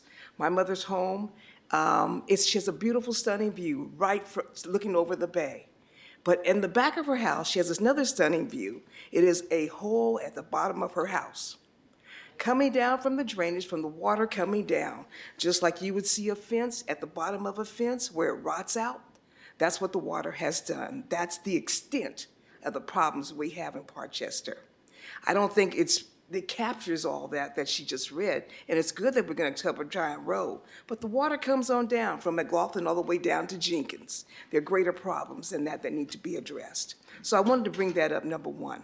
And number two, I wanted to talk about very gently that a lot of Parchester is not seen the way Parchester is. A lot of people don't know where Parchester is, the beauty of it all, and how many more people will come out there once the drainage problems are restored. The buses come through there through a lot of water. People leave the jail, have to walk through the water. People going to the park have to walk through the water sometimes when it floods or rains. Coming from the Richmond golf course, there's water all over. So I think that a lot of other people should be involved in this, from the golf course to the jails, to the new storage units, Parchester Village, all runs in together, and they all should become partners in this project. I just wanted to bring that up. And very briefly, if we can do something about all those things, what this historical site as Parchester is, a gem out there, it brings more power and more beauty to the city of Richmond. Thank you for your time, and thank you for listening. Our next speaker is Alvin Cook, and our last in-person speaker will be Mark Wasberg. Good evening. I'm Alvin Cook. I was here several weeks ago and I presented the unsafe hazardous flooding issues as well as some others. Due to time restraints, I'm unable to present all that I have of concern.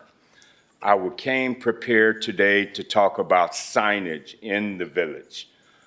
Inadequate one-way streets. If you grew up there, then you know those were bidirectional streets. Now the signs, whoever decided to cause one-way streets and put signs where they did, it is inadequate.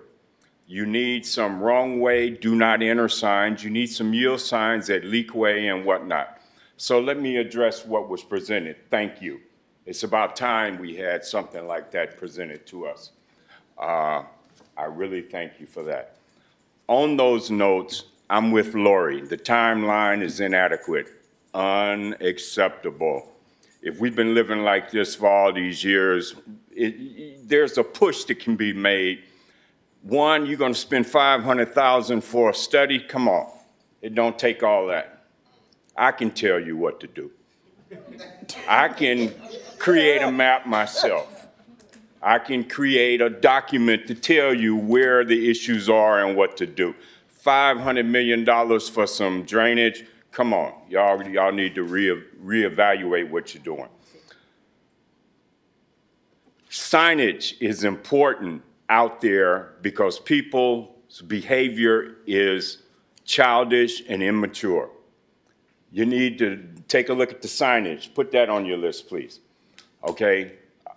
Many times, me and my wife almost get hit. People are going the wrong way from Banks to Fainar.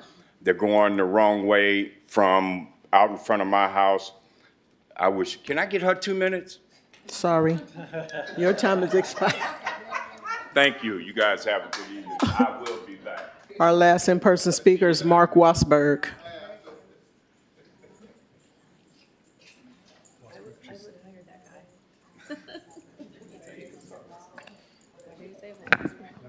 Now, I'd like to know where you're gonna get $50 million for Parchester Village.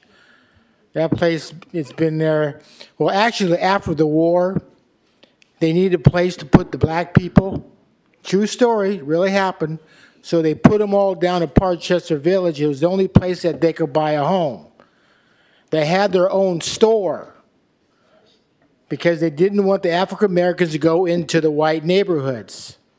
True story. That's why they built it.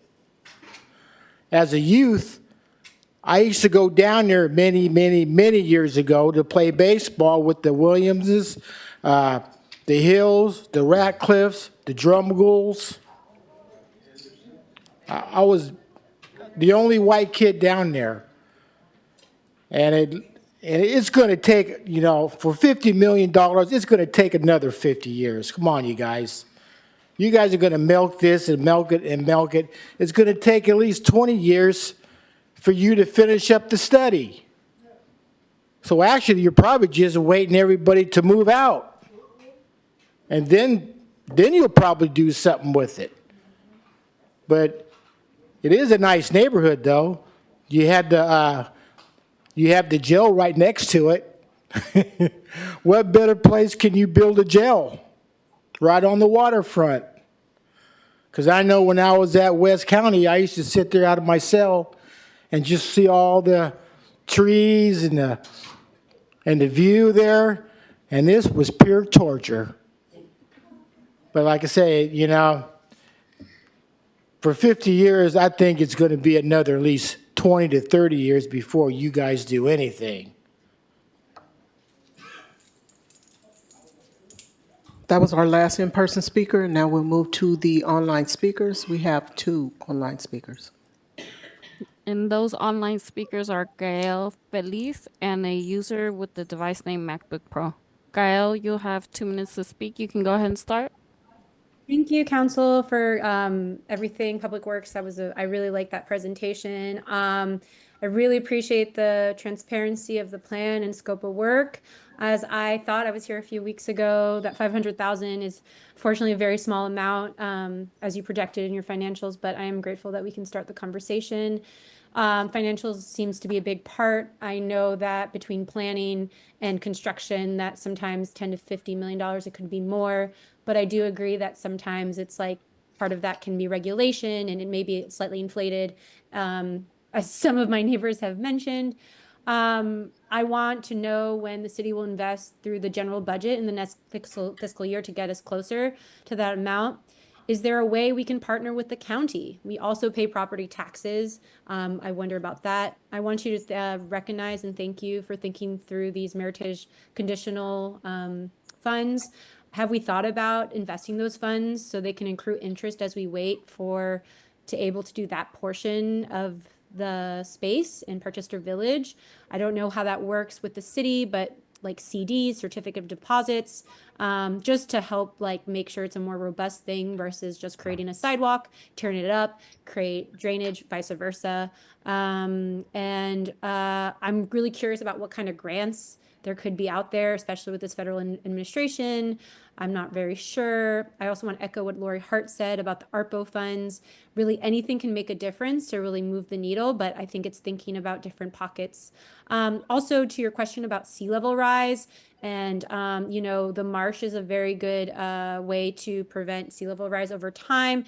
I know there's only so much you can do, but maybe something about thin layer sediment placement and rebuilding that sediment. Of course, that is like a dredging project probably, but there are things that we can do that's volunteer based, maybe planting that you can get more volunteers. Of course, Time has expired. Thank you.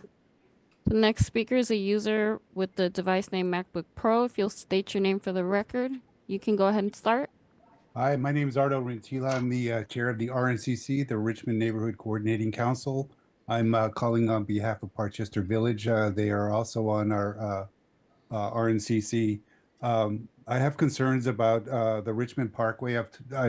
I grew up in Richmond. I've been here since the 60s. I had friends in Parchester. A lot of the streets are named after famous ministers here in Richmond, which my friends had fathers, and some of the streets are named after them. But I spoke to some of the residents, and they were suggesting that since the parkway was built, that it's increased the flooding. And I was hoping that we can get someone to take a look at that. And if that's the case, it's entirely possible that they're liable for some of that flooding and could pay for some of the fixes. Also, the Army Corps of Engineers, there is a segue for grant money there. I'm also the chair of the West County Wastewater District, and we are working on the North Richmond Living Levee project, which Parchester is included in the conversation, but unfortunately, because it's only 6 miles of shoreline, they're not included in that project, which is unfortunate. But we are working with the Army Corps of Engineers, and I could tell you there's grant money there. And I think as far as the city is concerned, it would be prudent to create an ad hoc committee of the 3 people there, the mayor, Councilmember Robinson, and Vice Mayor Cepeda, to give Parchester the respect that it's due. It's been disrespected for all these years that you 3 could choose the best contractor and get the most bang for the buck, because money is going to be scarce. I appreciate your time. Thank you. Thank you. And there are no more public speakers. Public speaking is closed. Now it's time for questions and comments from the council. Vice Mayor Cepeda. Thank you, Mr. Mayor. Thank you for a great presentation. I want to echo a lot of the comments by a very popular person. Said it best, Mr. Cordell Hindler. It is time, and it's time to uplift Parchester. They have been underserved for a very, very long time. So I appreciate you putting this together. A couple of items here you've already covered, but I'll start with the item for the trains. I already did 2 prior agenda items, and I know that you're new, so I want to update you. I did 2 prior agenda items to go after federal funding. We met with the congressman's office for trying to get some funding, and they were very willing and open to help us out. They had given us a process to do it. I believe we missed some of those deadlines, and now we have a new president that may or may not be as friendly to us. But hopefully there's still some opportunities there. The congressman is still open and willing to help us out. I still believe that there's an opportunity to putting in a underpass or overpass somewhere along the area, because along with all of this, we can make Parchester very pretty and very open and very welcoming. But if people can't go in and out safely, then we're just blocking them into an unsafe location that looks pretty. So we need to make sure that public safety is able to get in there and people are able to get out in case of an emergency. So that should be amongst the top of the priority there. And this is also probably about $40 million itself just to do an overpass or underpass. And I understand the conversation around space. It may or may not have space. I think where there's a will, there's a way. We could make some space and work with BNSF to be able to provide this community that access they need. Sea level rise was put on the agenda, which is great because part of Parchester is going to be affected by sea level rise, especially the northwest side of Parchester. And that leads to a picture you put up there, the back of Parchester, and a speaker also mentioned. The back of Parchester, nobody sees it unless you live there, unless you're walking back there on purpose, walking your dogs, or you live there. That area gets flooded time after time. It has trash, it has holes, it has all kinds of issues. And I know that we have spoken before, not mentioning names, not pointing fingers, but I brought these issues before. So it'll be great to be able to look at this as well. We'll be able to see a great path going around Parchester, being able to walk it safely, and including the back where people right now are again, getting their houses flooded from every which direction. And with that, sidewalks. Sidewalks are very important, so thank you for including that, ADA accessible sidewalks. And then a couple of meetings ago, we also included tree wills, so seeing where we can plant some trees. So I know that the project for the new homes that were built there, those new homes are part of the neighborhood council for the Hilltop District Neighborhood Council. I was president of that neighborhood council when that project came about. And it's customary that that neighborhood council that has a project takes that project's benefits. But in this instance, as president, I wanted to gift it over to, with the communities in mind as well, gift it over to Parchester, so that project at Parchester became the project for those homes. And that's how we included the lights and the sidewalk. So, but if we can also please include the tree wells. I know that at the time we had talked about putting trees, and there's some trees on the other side. They just haven't put them into the project, as I understand. So tree wells, not just in that area, but also all over Parchester. We have trees and different Richmond trees that's looking to plant and other organizations, so the tree wells are important. Not part of your presentation, but I want to just let people know, in case you might have missed it, but the phase 1 of the storm drain flooding at the beginning of Parchester has already been put in place. So I drove by this past weekend, and the pump station's already installed. And that was a huge, huge thing to do. We've been wanting this pump station for a long time, so thank you for making this happen, for Public Works to signing off on that. So that's already been installed, and it's a great step. It's giving us a little bit of time to put this bigger project in place, so thank you for doing that. The bus stops, people have brought that in many times. There's an opportunity to being able to get some free bus stops. Because there's some free bus stops potentially at the mall site that they're not going to be using. So free bus stops. And we'll love to be able to see some of the low-hanging fruits. I know that you're looking for direction to see what we do first, but I would love to see some low-hanging fruits that we can immediately have some impact within Parchester. Sidewalks are going to be huge, replacing some of the cracking sidewalks, the lights, getting rid of the trash. That will be some low-hanging fruits there. And I agree with the time frame. We'll love to see what we can do to shorten it. We have some experts. They live there. They have lived there for many, many years, and we've had community meetings there. I'm sure that by next weekend, I can ask them to give us a list, and they can prioritize. The community is a very tight-knit community. They meet. They know what they want. They've let me know. They've let a community know, so we can get that going, and maybe we can check that box off faster than not. And maybe by this summer, we can start building instead of waiting till next summer. I know it's wishful thinking, but I have a shovel that I bought just for making projects, and I'm willing to bring it out and start doing the work here alongside with my community. And I know that they would do the same, coming out and helping out get the projects going. So I don't know if there's some wiggle room there. Maybe that's a question. I'm supposed to ask a question. So that's my question. What's the wiggle room in the time frame? Good evening, Mayor Martinez, council members. For the record, my name is Daniel Chaurri, the Public Works Director. Thank you very much for all the comments, Vice Mayor Cepeda, and thank you for the community for being here and also sharing their thoughts and ideas, and also bringing up other items that probably were not covered in this presentation.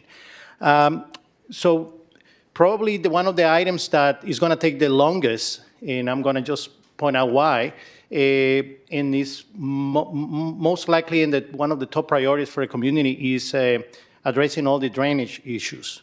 And because we definitely believe that there's going to be some pipes that we're going to have to put underground.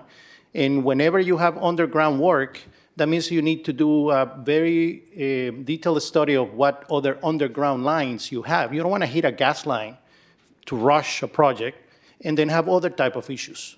You don't want to hit a water line, and you don't want to hit a sewer line, right? And all of them are underground right now in a different depth. And in the line that you have to design that is going to work most likely by gravity, or well, maybe with pump, what's going to be a force line, we'll have to navigate through all those spaces that lines allow, underground lines allow. Excuse me, I'm sorry to interrupt, but is no a survey of all these lines underground that you already know, like the You usually have the general location or direction of them, but not the depth. So I've been in different projects like this in the past, with all respect, and I can tell you, you have to do this only unless you are willing to take the risk. And at least Public Works is not willing to take that risk because we're talking about human lives, and this is something very serious. So that's the part that is going to take the longest, right? So imagine we want to fix all the paving in that neighborhood.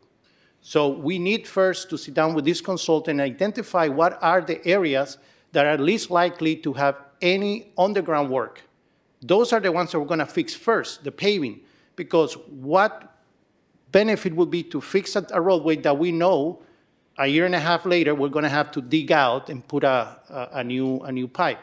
The idea is that we will have to do temporary fixes in that roadway, for example, until we're ready to do that pipe installation. But in other areas of the neighborhood, well, we don't expect in these areas to do the underground because it's not necessary. Then might as well we can go ahead and do the paving repairs, for example. Now, there are some elements that that we can definitely start doing, making progress starting this year. We can take advantage of the pavement program, but again, we have to wait until the budget for next year is approved, right? We cannot make promise if we don't know how much money we have. But in the pavement program, for example, we have the discretion that, hey, let's allocate some specific funds of the entire program to fix the streets in Parchester Village that we believe, because we already talked to the consultant, that we're not going to need to do any underground work. It's worth it to do it now, right? So some streets are going to be paid before than others. Sidewalk repairs is another one. With the sidewalk program, we receive the funds that we can allocate some funds to do this type of repairs or building this sidewalk whenever they're lacking. Signage is a low-hanging fruit, and that is a very good comment that the resident brought up. That hey, this is something that we can do this year for sure, and the bus stops is another low-hanging fruit, right? So there are things that we can do ahead of time. But again, the part that is going to take the longest, and other things are if we have localized, but have different localized funding issues, right, in the entire neighborhood. Some of them will have to wait until the project is complete to completely resolve it. Some of them we can do some work ahead of time, but we had to consult with this firm that we're going to have. We're going to have some survey so we can see what we can do. We don't want to move the issue to another intersection. We need to find solutions that solve as individual problems without causing others. But that's right now is a little bit early to anticipate which exactly locations we're going to be able to address first until we have the involvement of the consultant. When can we come back with an update? So I would love to be able to see long-term, medium-term, short-term, immediate term. Well, we're going to have to come back to City Council when we come to award the contract. But that will be for the consultant, but maybe for the low-hanging fruit, right? The signs. Can we say we're going to come up with the low-hanging fruit, right? We don't need a consultant for the signs. It has to be after the budget season. As I said, we need to know how much money we have. So budget season is as long as the City Council decides, but no later than June 30th. Yes. So, Ms. Quirrell? Usually, the City Council decides the meeting prior to June 30th. Okay. Yeah, we'll be in budget discussion in the next few months, and I think now is the time to have these conversations so that we'll have a better idea of how much money we need for these various projects, so that we'll be able to allocate those monies when it comes time to finalizing the budget. Yeah, I agree. So could we maybe come back in June before we go on break? If I may, Mayor, through you as the chair. So the thinking and the sequencing of this meeting was to enable the City Council to have this study session this evening, so that as you're receiving subsequent information pertaining to the budget, you have this information and can help inform your direction to staff. Yeah, so I'm just trying to get some dates, because community's going to want some dates. We don't want to the just... next meeting when you'll be commencing the budget discussion for fiscal year 25-26 is on May 6th. May 6th? Yes. Perfect. So that's 2 meetings from now. And if we were to allocate funding there for paving, signs, again, some of the low-hanging fruits, and some of the big ones as well, right? But if we were to do the low-hanging ones, could we get an update by June-ish timeframe before we go on break? I think, if I may, what we appreciate the urgency, and we understand the urgency, and we're committed to addressing the community's concerns. But we have to balance that in the context of what the overall city council's direction is. And so upon the council's adoption of the fiscal year 25-26 budget, then we can give an update on the schedule that was presented this evening, because then they'll know what resources we have. But in the interim, if there are things that can be done internally with like the signs and lines team and things like that, we can certainly do that with operations and maintenance.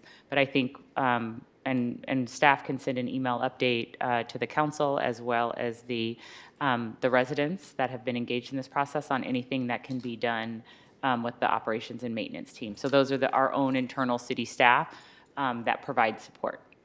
Okay, thank you. And then lastly, if we can help replace with new speed bumps, the community is very handy and they created their own speed bumps with concrete. So it will be great to have real ones made by the city because they're willing to do their own work. We'll bring the shovel, but it would be great if we can do it as we're replacing the streets, right? As we're doing stuff, we want to make sure that they're properly there. And then I don't know, there's a way to look at, I don't know what it's called, the sidewalks, they're kind of round. I don't know if the community might want the regular sidewalks, because that might take parking away or that might add parking, but it also does not allow for people to walk on the sidewalks. So we can keep that in mind as well. There's a couple individuals I've seen in their wheelchair in the middle of the street, because they can't be on the sidewalk, because there's really no sidewalks. So if we can incorporate that as well. Thank you so much. Councilmember Bana? Thank you for the presentation. I have a horrible memory, but I haven't seen you before, Ms. Lockman. I assume you're new? I started in November. Welcome to the city of Richmond. Thank you for the service. I have some questions about the reason why there's flooding. Is it similar to Ream Creek project where there has been, creeks that are filled with sediments now, or what is the reason? Well, we're not exactly sure, but it seems apparent. You maybe KCRT, can you pull up the slides? Which slide number had the Collins Avenue? The map, or the picture of the pipe. I think Yeah. it was, let's see, one more. I think it was the utility. Just kidding, one more. Nope. Keep All going. right, keep going. All right. Keep No, going. we're going the wrong direction. Okay. Yes, here we go. Oh, yeah, perfect. Okay, Thank you.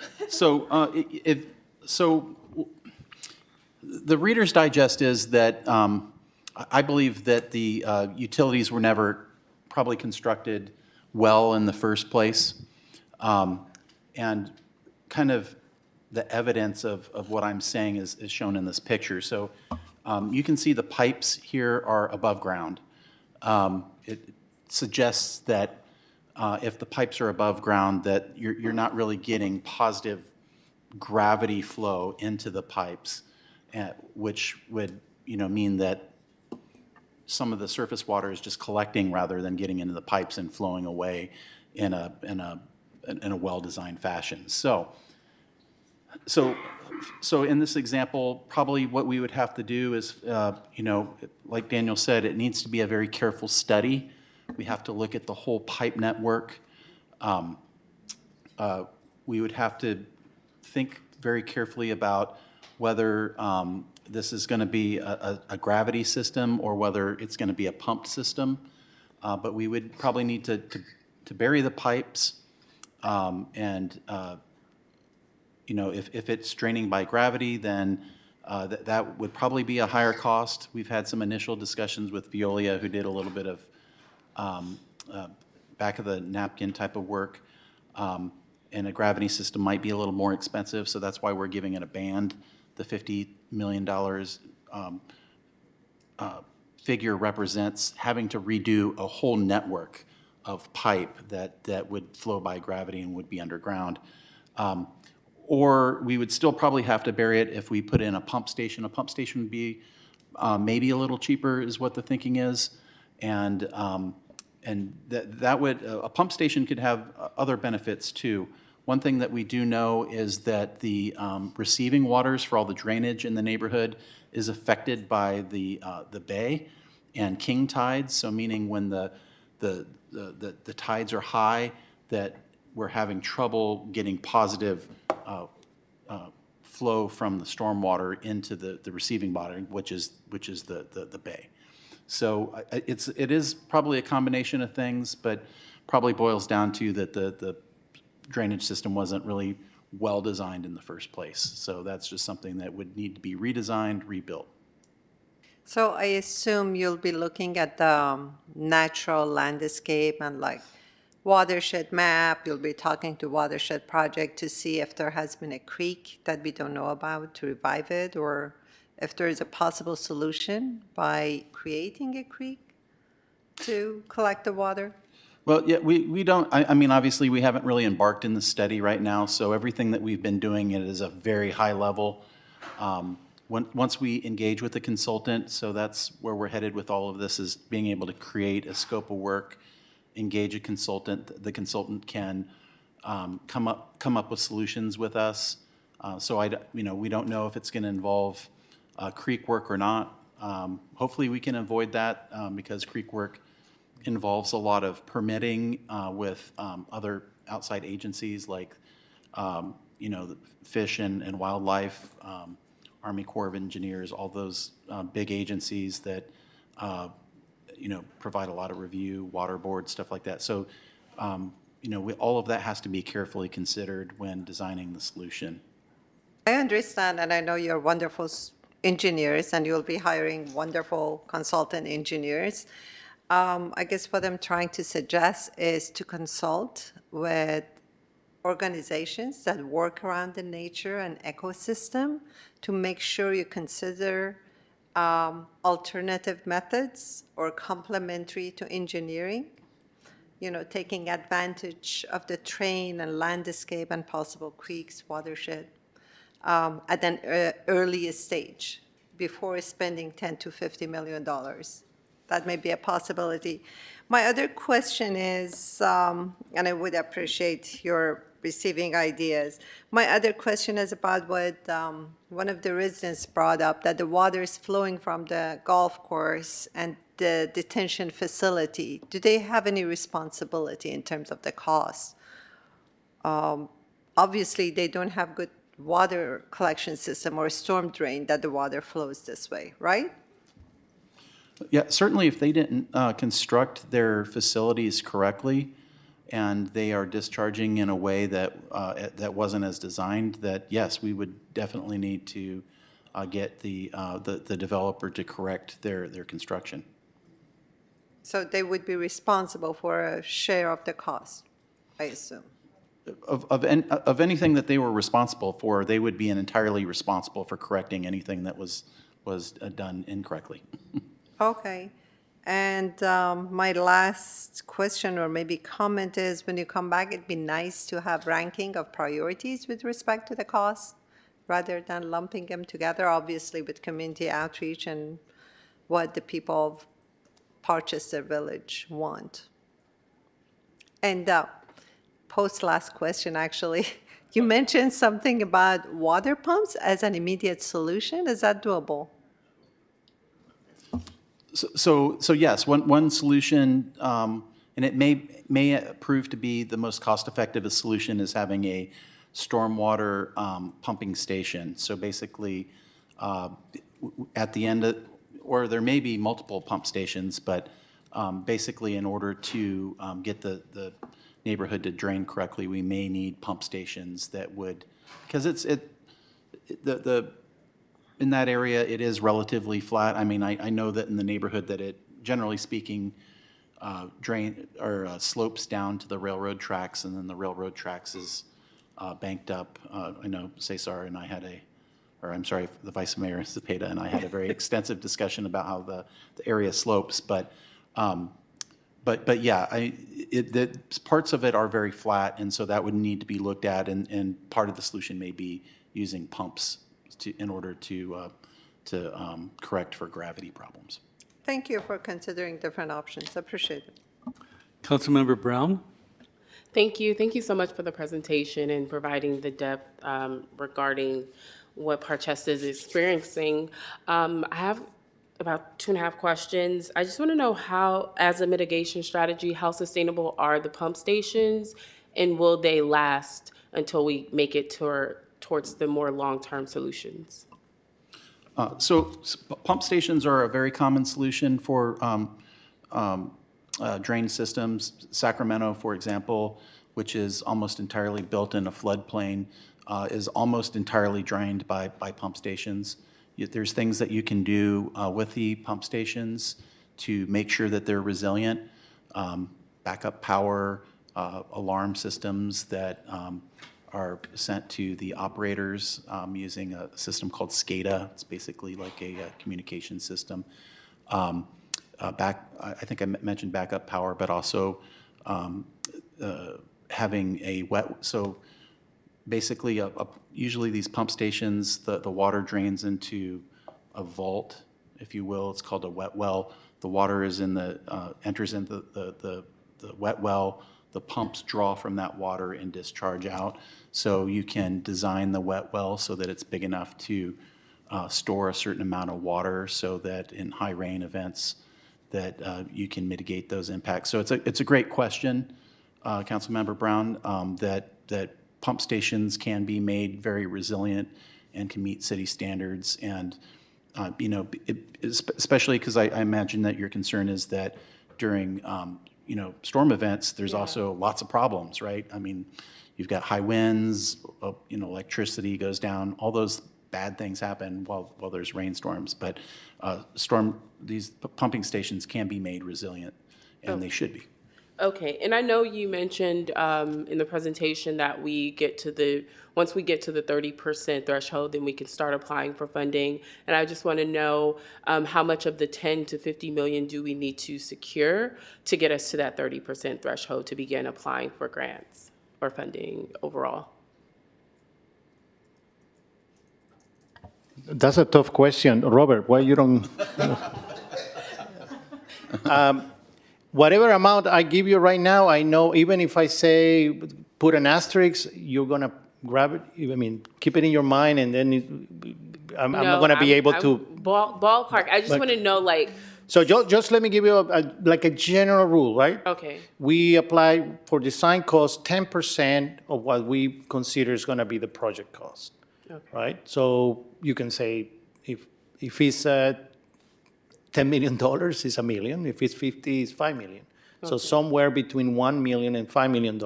Okay. I just want to know, just wanted to know that so I can know how to hold Councilman Vice Mayor Zepeda accountable for our fundraising goal to get to the amount that we need to get things rocking and rolling. But that raises a very important point. That is, we don't want to repeat mistakes from the past. Mm-hmm. That, hey, there's a grant here. It's $3 million. Let's apply.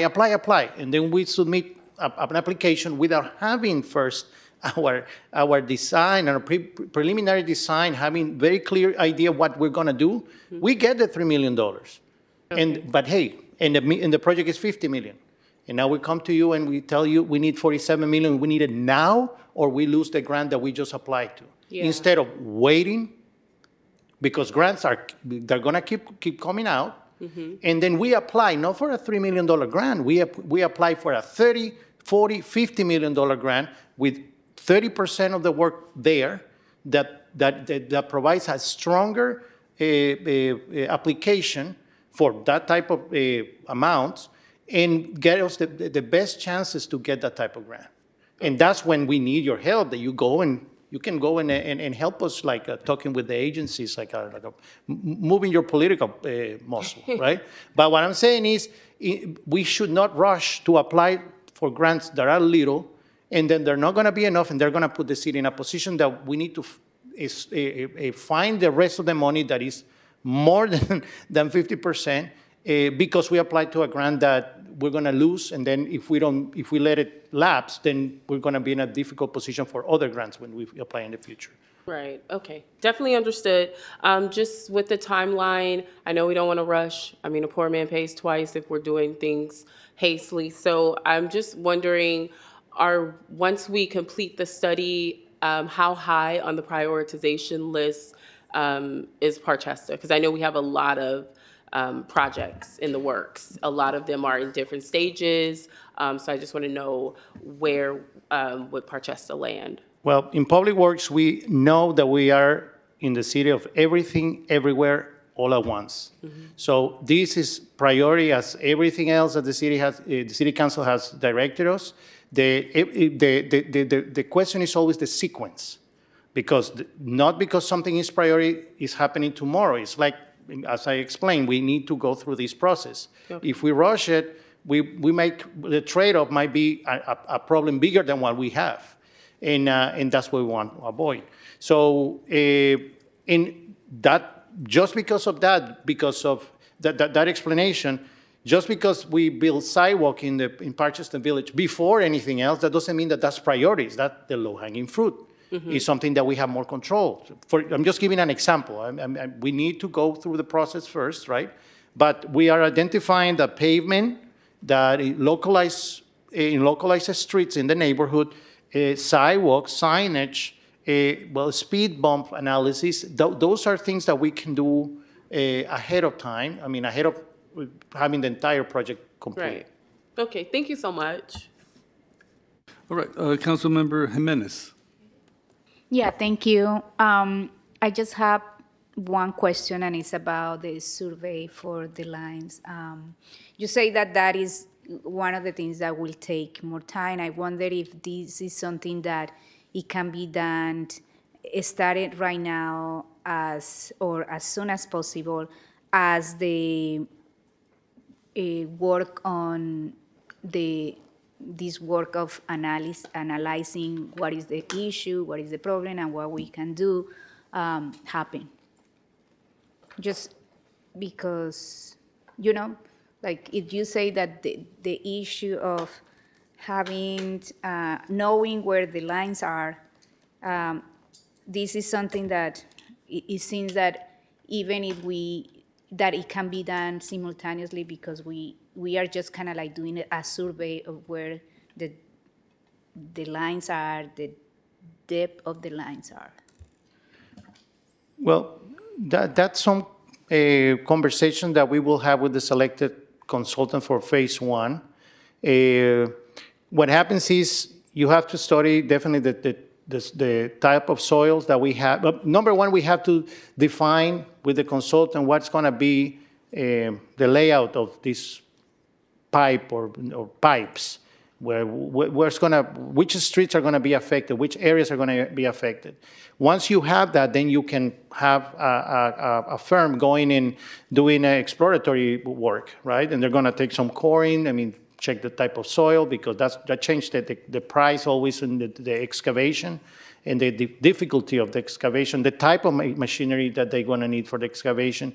If it's going to be excavation, or we're going to have some other type of construction methodology. So that's part of all the analysis. And also they're going to start doing coring to localize the depth of the pipes. So it is part of the process, yes, and we are, well, it's common practice in engineering to what's the fastest path to get to the result, and that will be part of it, yes. Thank you. And my last thing, I agree with Councilmember Bana in the comments of looking at green technology as a way to manage stormwater. Green technology is coming from like rain gardens to ponds and all of that.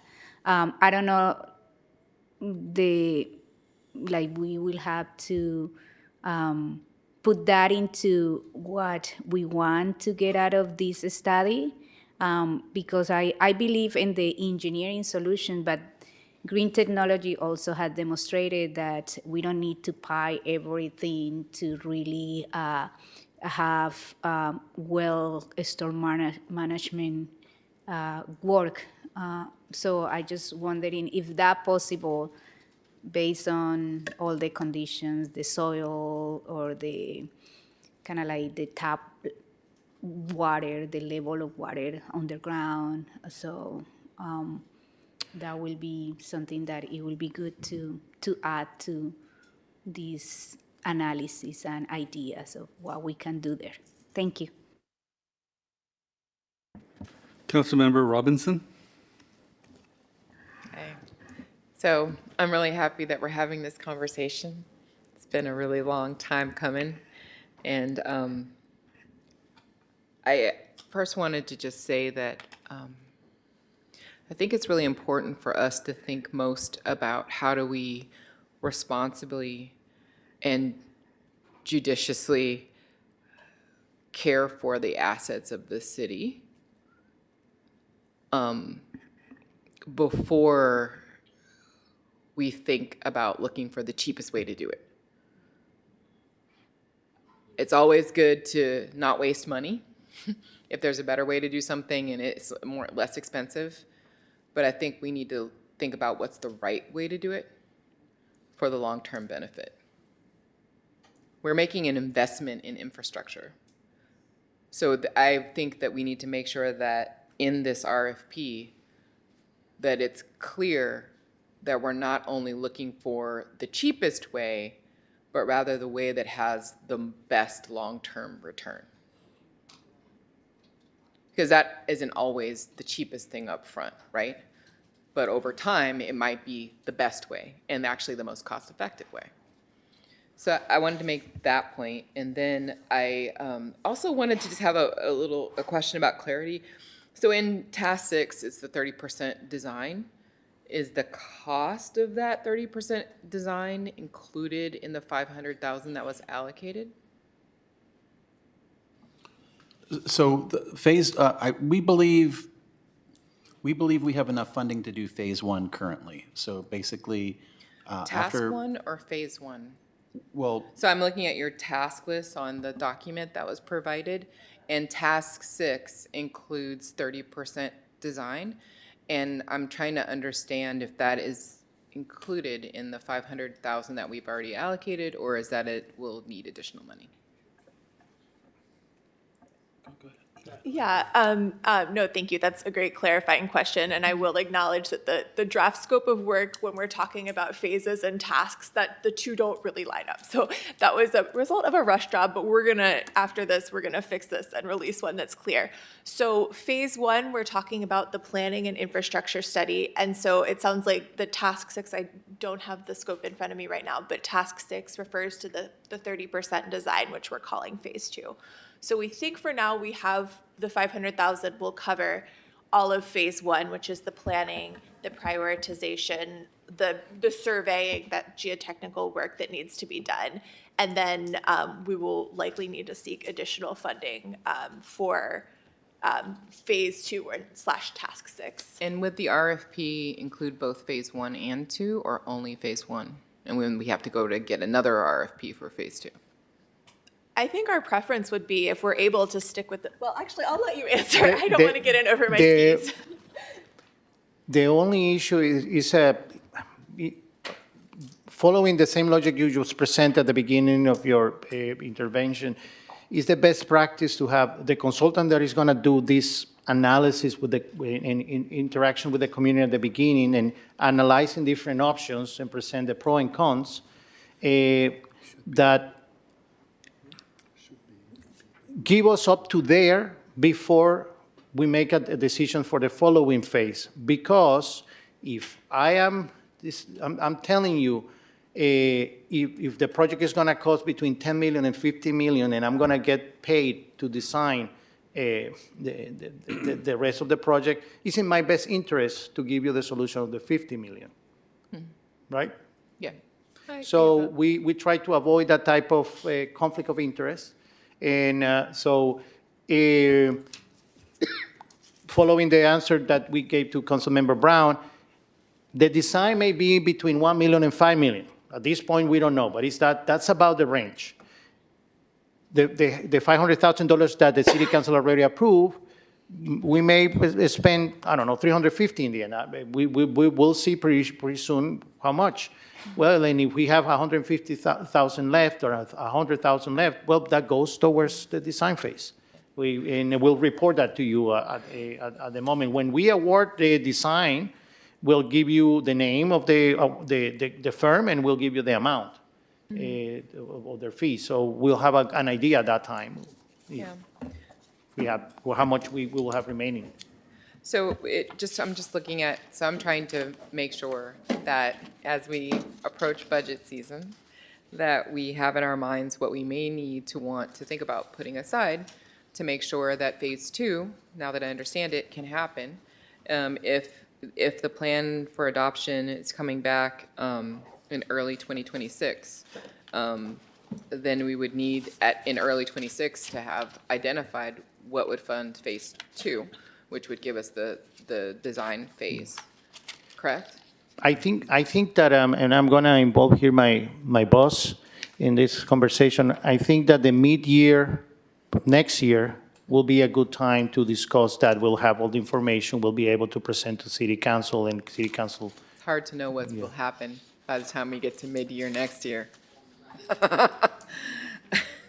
Yeah, we can certainly have that as a goal. And then we also have the item coming up next week, which the council asked for, similar to Parkchester, but an overview on all of the CIP in advance of you commencing the budget process.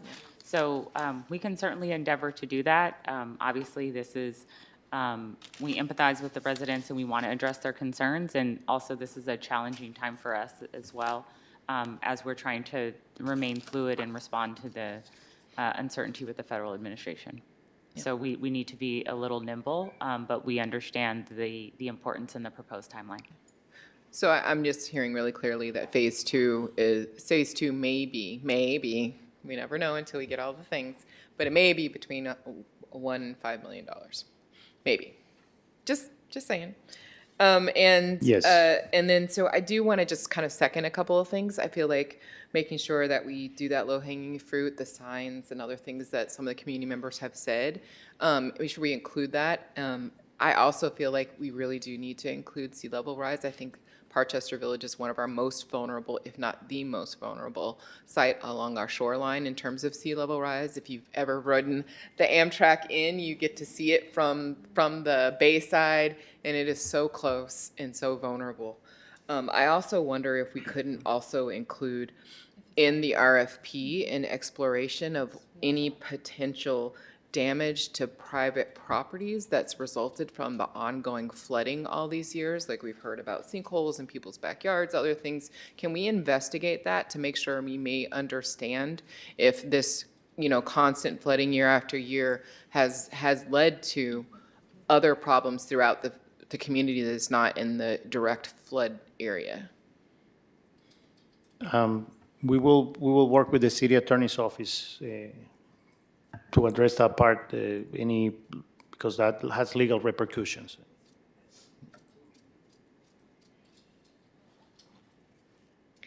Okay.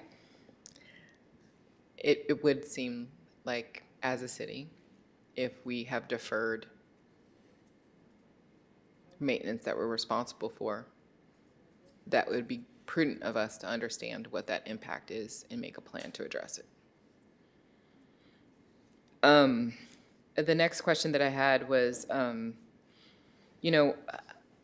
do understand this wanting to move in a programmatic way, and I agree with it. I think that we don't want to put something in the street and then have to take the street apart and put something else in the street, And I would like to encourage, in the structure of the recommendations, if there is an opportunity to phase the whatever's being recommended, so that we can work in phases in terms of implementation, and get people, projects completed in a near-term basis rather than waiting for everything to be done at once. If there's an opportunity that makes sense to phase, can they please recommend that phasing?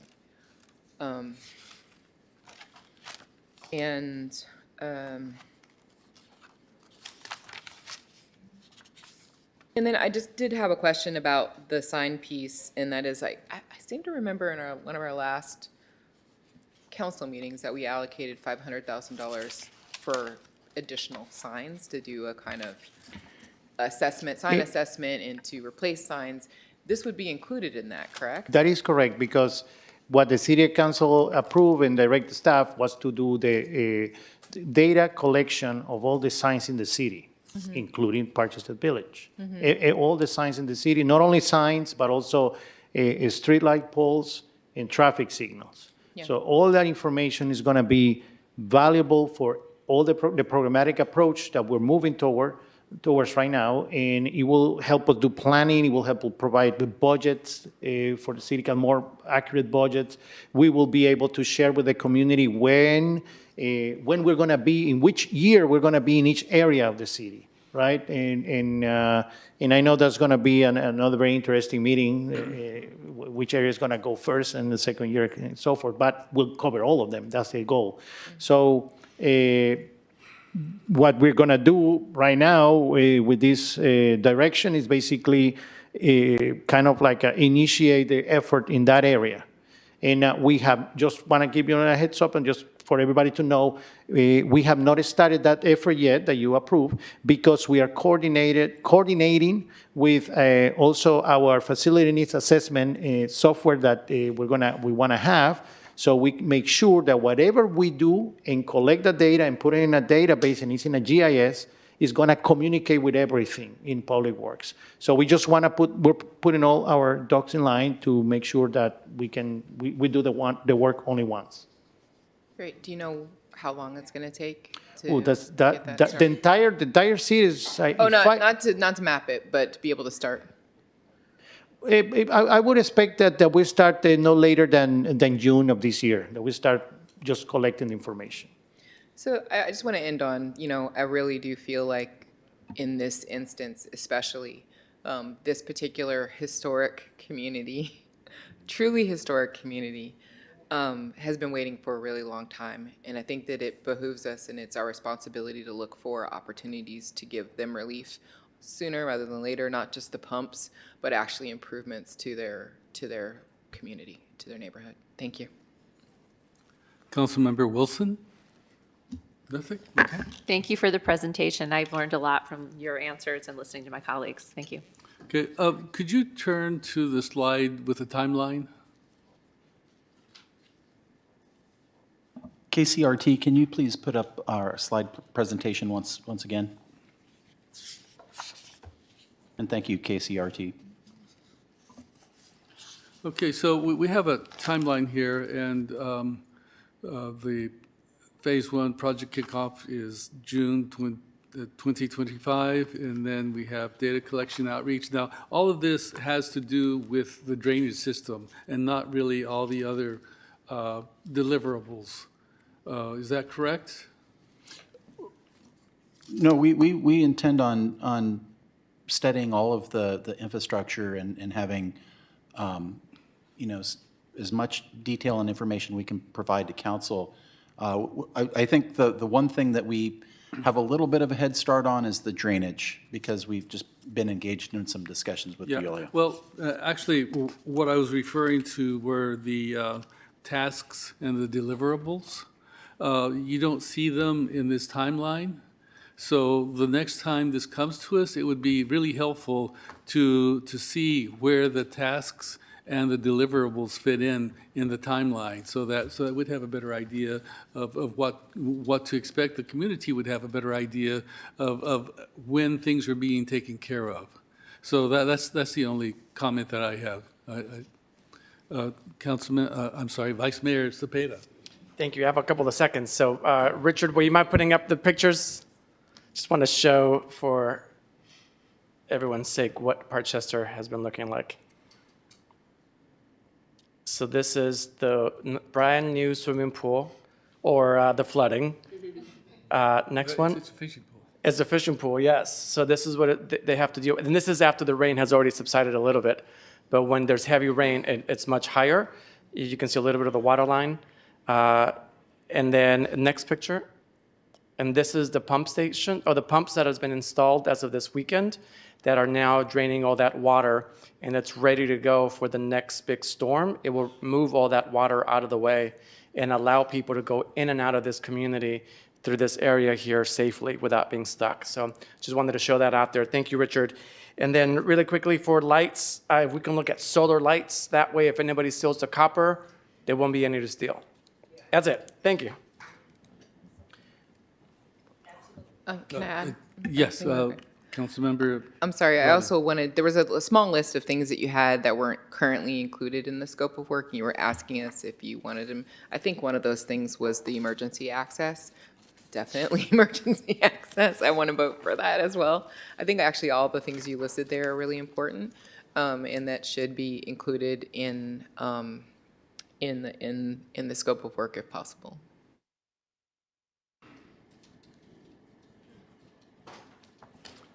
All right, if there are no other questions, thank you so much. It was a great presentation, and I think we're all better informed as how we'll be moving forward, and I appreciate the hard work and the attention that you've given this, and I also appreciate the Parchester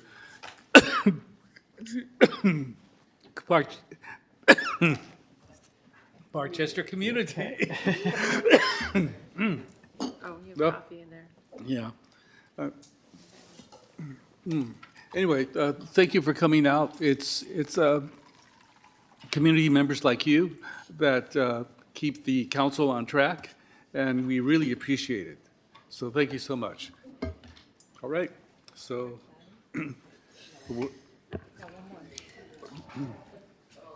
Next item. Our next item is item U10C,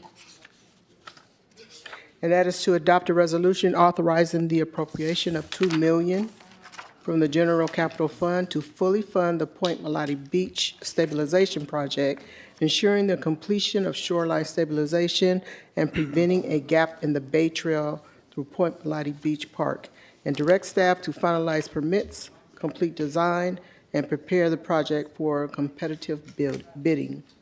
We have three speakers in person.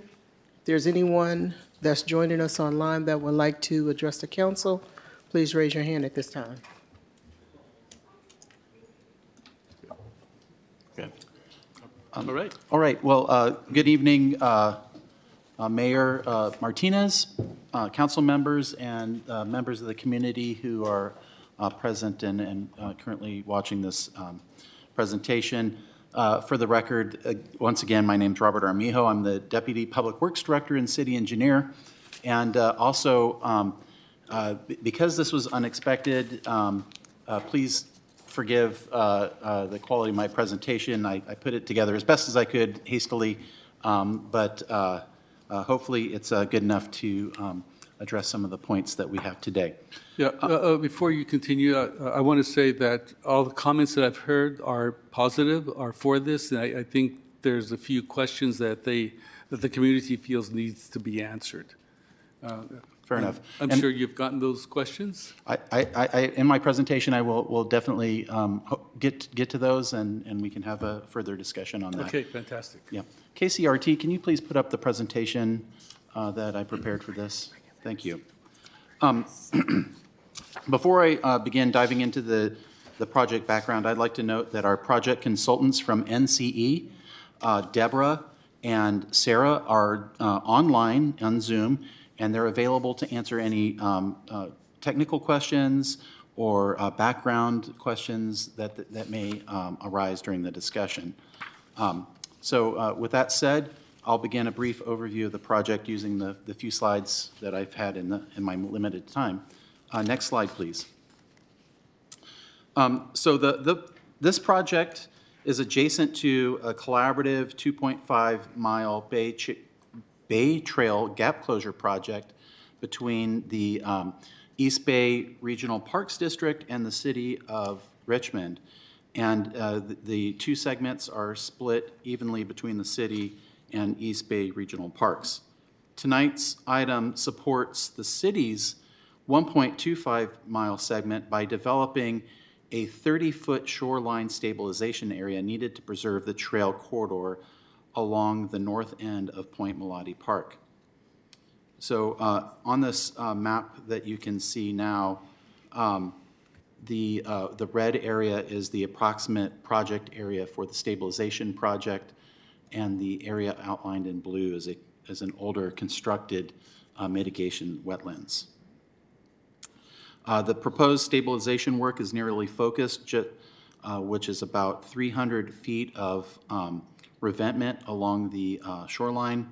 It does not extend along the entire beach and was carefully sited to avoid disturbance to the more natural southern portion of the shoreline. It also accommodates a short segment of the trail that will eventually connect into the larger regional trail system. Next slide, please. This is a figure that's kind of depicting the other project, the companion project, I'll call it for the purposes of this presentation. The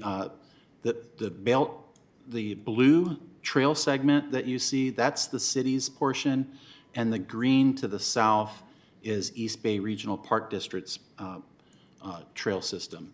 That's one project. Those two trail segments are one project, and we have an MOU with East Bay Regional Parks District. We are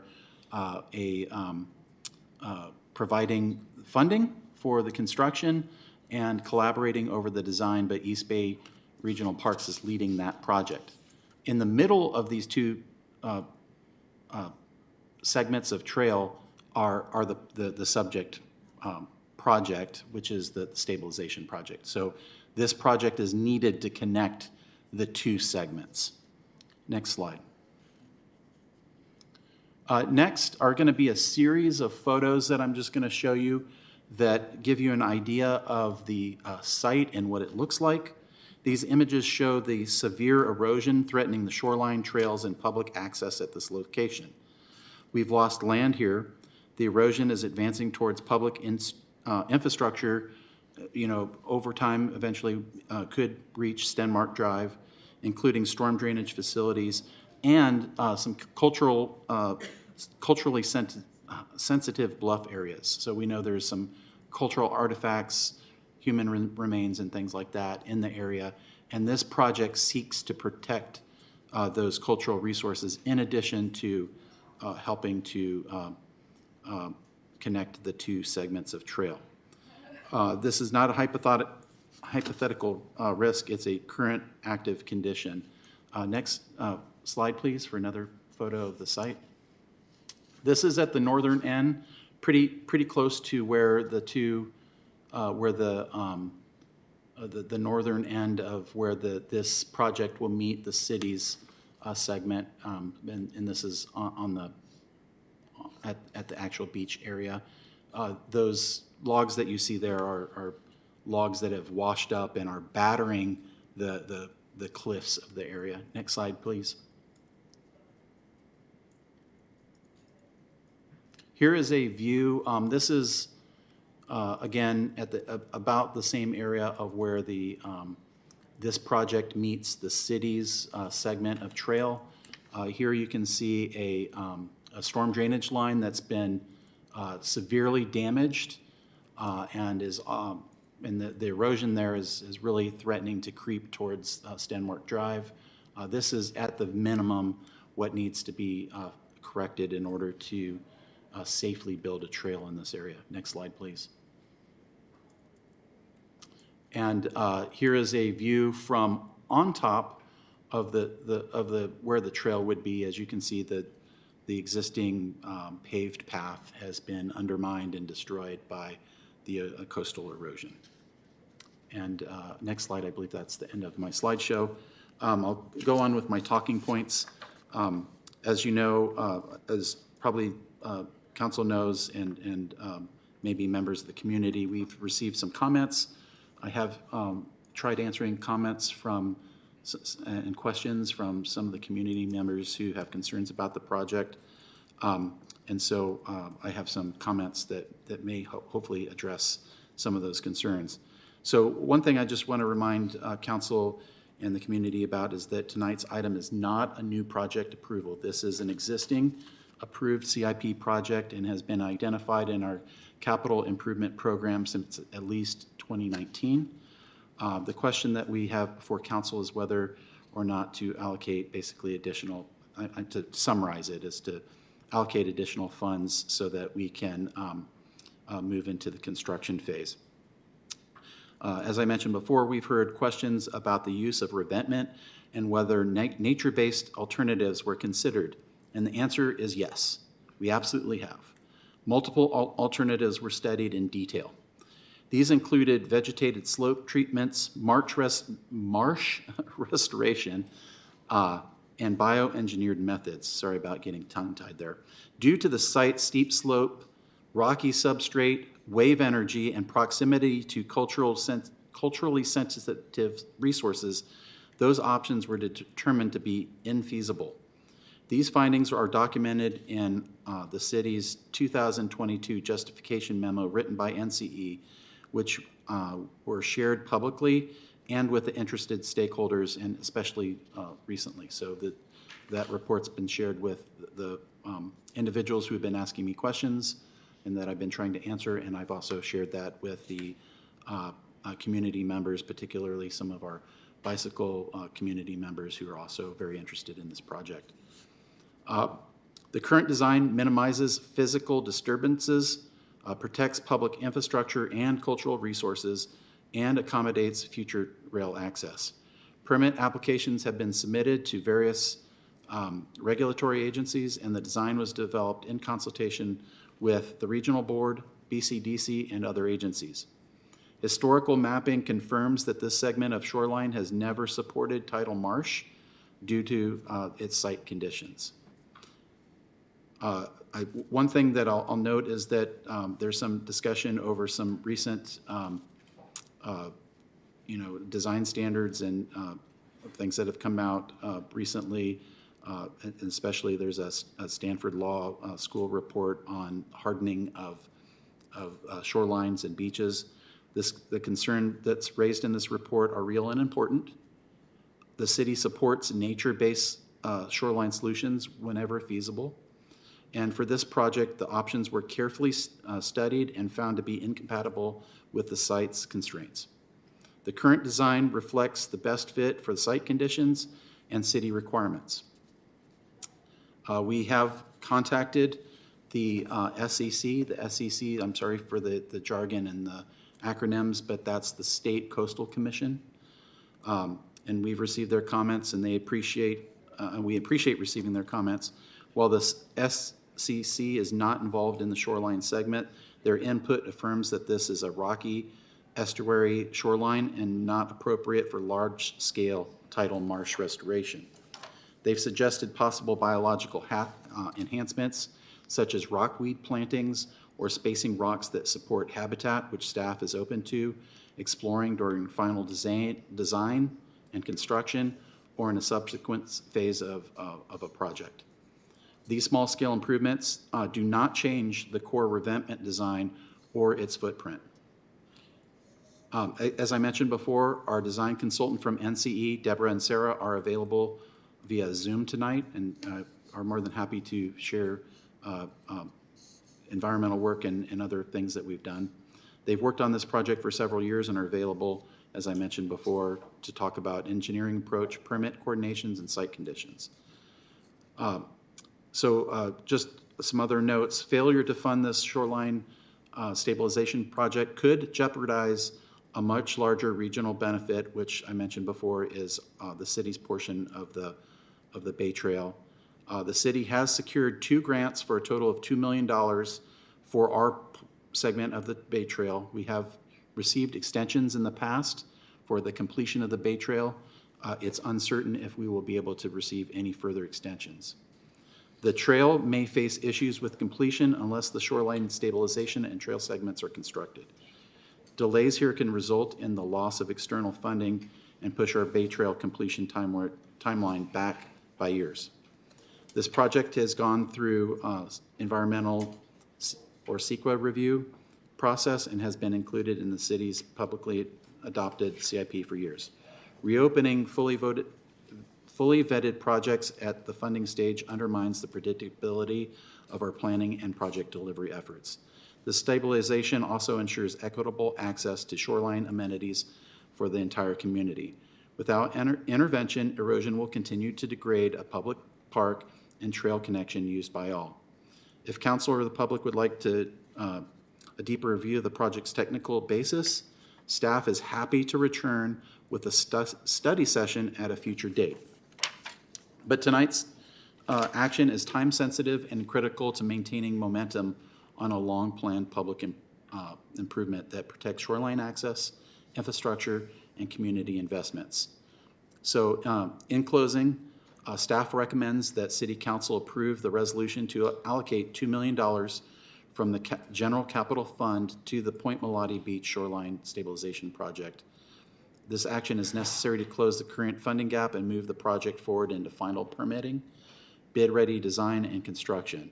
The project is time-sensitive due to the city's relationship to the city's Bay Trail segment and associated external grant funding and the deadlines contained therein. Thank you. Thank you. I'd like to go to public comment. We have 3 in-person speakers. You'll each be given 2 minutes to address the council. Speakers are Don Gosney, Bruce Bayard, and Jamin Purcell. If there's anyone joining us online that would like to address the council on this item, please raise your hand at this time. Don Gosney. Good evening. I love the Bay Trail. I love the concept of the Bay Trail. For more than 40 years, I've advocated for the Bay Trail. And for 31 years, I've worked closely with the acquisition, the cleanup, and the development of Point Melati. I've been watching the erosion of the waterfront at the park since 1994. As the remediation should have started back then, and it's long overdue. Any delays will not benefit this community. If you've been paying attention out there, you'll see that the erosion has undercut the area underneath large trees. You lost one large tree there 3 or 4 years ago that just collapsed onto the beach, and then it got washed down, through the Golden Gate. But you're going to be losing even more of them. It could be damaging to people in the area when one of these trees falls down. It's not uncommon, though, for our council to listen to their friends about Point Melati, no matter how many other comments, suggestions, and reports might be offered by experts who may not be friends of the council or part of the same social club as the ruling members of the council. This is one of those times when you need to kindly thank your friends and listen to the rest of us. Approve these funds and get the crews out there pronto quick, now, tomorrow morning. Thank you. Bruce Bayard.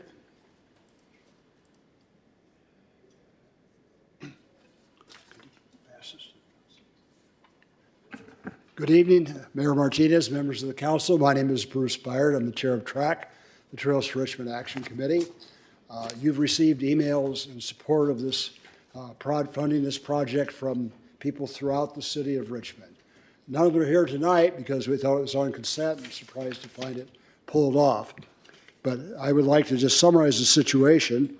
Approval of this project is essential to contracting and building the Point Melati Bay Trail from the beach park north along the shoreline past the Winehaven Historic District. It's also essential to stop erosion of the steep bluff, which contains Native American and Chinese cultural resources. The project will stabilize the bluff, lay a bed for the Bay Trail, and provide a short temporary inland detour of a narrow Bay Trail for use pending stabilization of the bluff. East Bay Regional Park District has already gone out for bid of the entire 2.5 miles of trail, including the 1.25 miles on city property. However, they cannot award a contract for building this trail if there's a gap in the city's portion of the trail, because the city's $2 million in grants awarded 3 to 4 years ago require a complete trail. So this project is really critical to go ahead with contracting and building the Bay Trail. Some, I understand, individuals suggested delaying funding of the beach stabilization project until the city council reviews engineering design. I'd like to point out that 4 regional state regulatory agencies will have review and approval authority with extensive public input opportunities. This includes the State Regional Water Board, Coastal Commission, BCDC, Army Corps, and somebody else. So please approve this project. Allow public access to this extensive, beautiful, historic shoreline. Don't lose the $2 million in grant money that's available. Let's go ahead and do it, please. Thank you very much. Any questions? I'd be glad to try to answer them. Our next speaker, Jamin Purcell.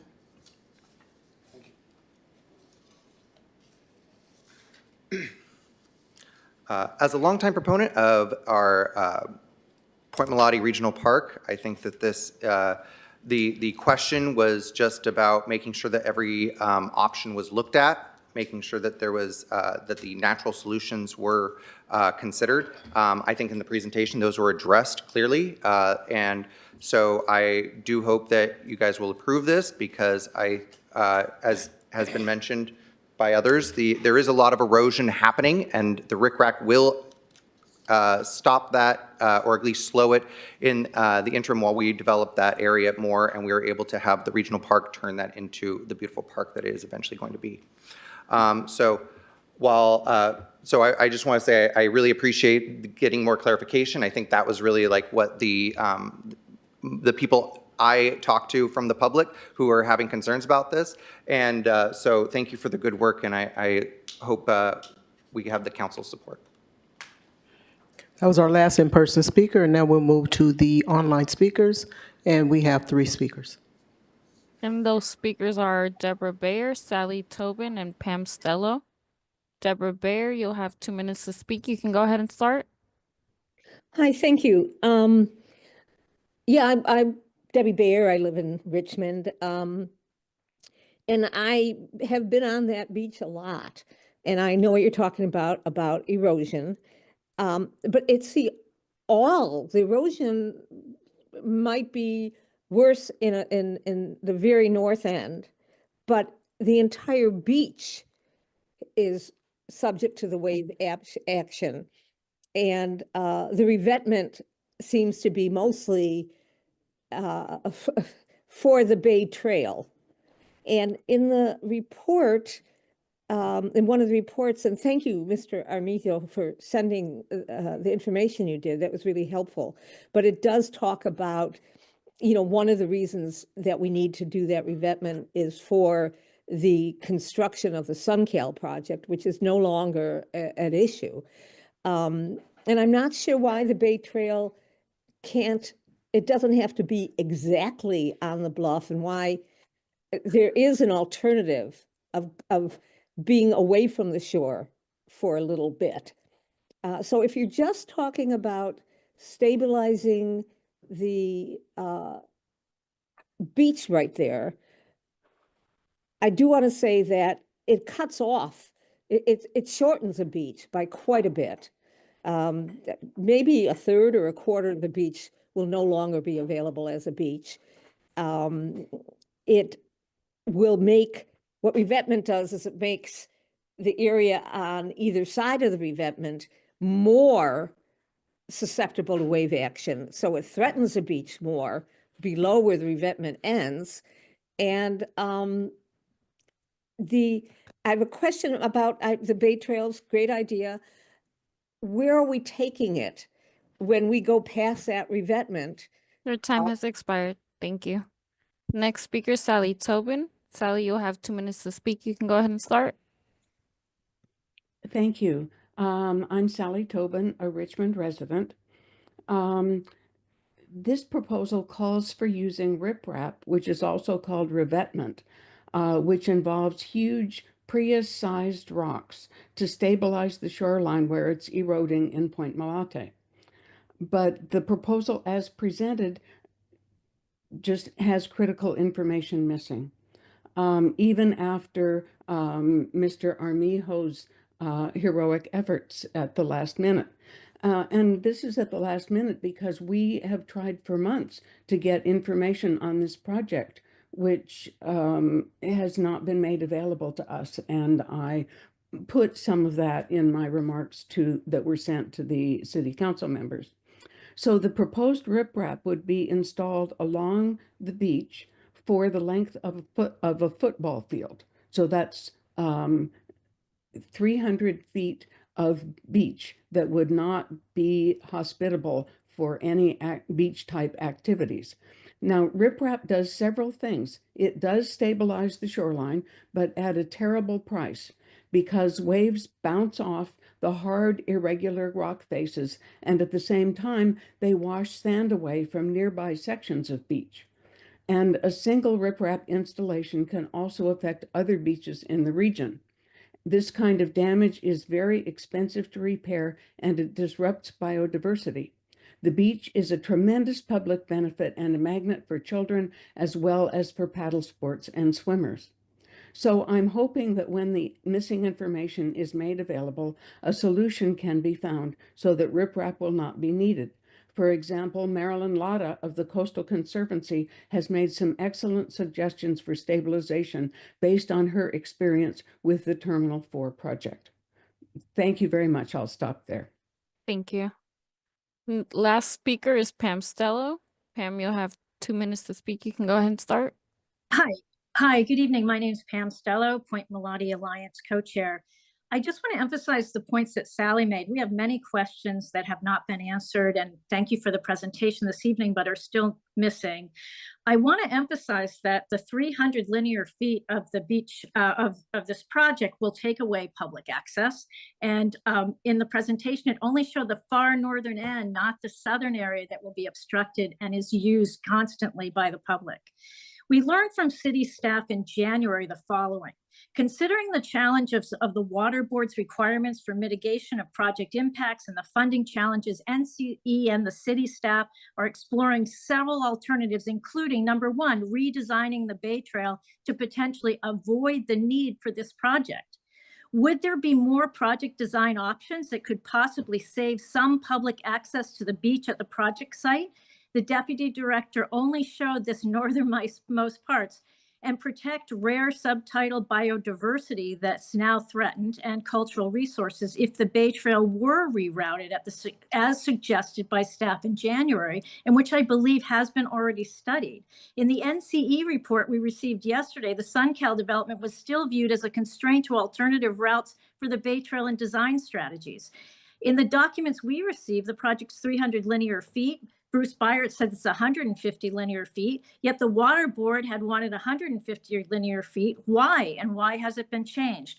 Are there, and as well, these are just some of our many questions. We would appreciate if city staff would provide a copy of the full project plan that we have asked for months for public review. And importantly, with the geotechnical study of the project site itself, showing that the riprap will not cause erosion at the beach park, which would be costly and further limit public access to the park. We have only received a reference to a geotechnical study for the Bay Trail, not the project site. We would also appreciate documentation. Your time has expired. Thank you. Thank you very much. Thank you. And that was the last public speaker. Thank you. Do we have council members with, Council Member Bana? Thank you for the presentation. Now I'm curious how you're going to stabilize it again?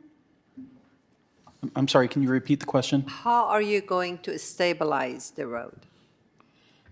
The beach, what we're discussing is basically putting the revetment. So as they correctly described, basically placing large rocks on the north side of the beach in order to stabilize the erosion there.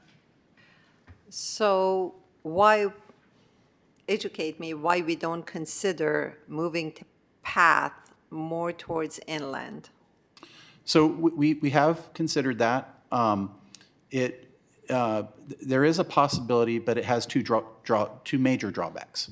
One is that we would have to go through a mitigated wetlands so remember in the slideshow that I showed you, to the north of the project area, there's a mitigated wetlands that the city constructed years ago. And so the bike path would have to go through the wetlands. So it would impact that mitigated wetlands. What does mitigated wetland mean? It means that some other project that the city constructed impacted some wetlands. And so in order to offset the impacts, the city constructed a wetlands here at that site. So we would basically have to go through this site that was replacing lost wetlands elsewhere. So that's one big drawback. The other drawback is that avoiding the project means that we will not be protecting cultural resources. So there are, and our consultants can tell you more detail, but there are some buried artifacts and human remains at the site that are culturally sensitive and important to the tribes, and also to to the Chinese camp sites Fishermen. in the So area. that was my next question. So we are avoiding touching those sites with this plan? This plan, with this plan, we are protecting those sites. Okay. So if we don't do this, then the bluffs that are currently holding on to these culturally sensitive sites, I'm trying to find a better way to put it, but they will erode and they will go into the bay. Got it. Thank you. Yeah. Okay, it's difficult to have this conversation without a map to focus on where we're talking about. You know, for instance, the wetlands that were constructed. I know that it's north of the beach, but how much area it takes, you know, I think would be difficult to visualize without a map. So if we could put the map back up so that we could look at it while we talk about this, I think it would be very helpful. Okay. A good comment, Mayor. KCRT, can you put back the presentation? I think it was the second slide.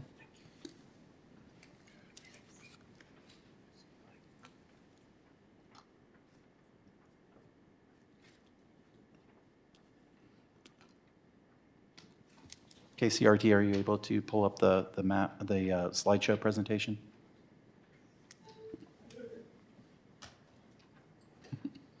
There we go. There we go.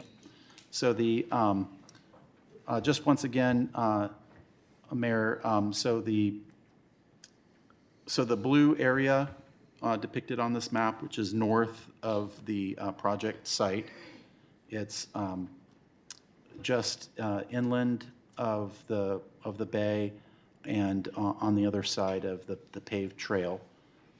So that's the constructed wetlands that we're talking about. Correct. Yes. So we would have to reroute the trail through that in some form or fashion in order to get around the site. I mean, something to note that, you know, we don't even know if that's going to be, you know, the city could invest in that and it could still erode, including the city's wetlands could still erode away.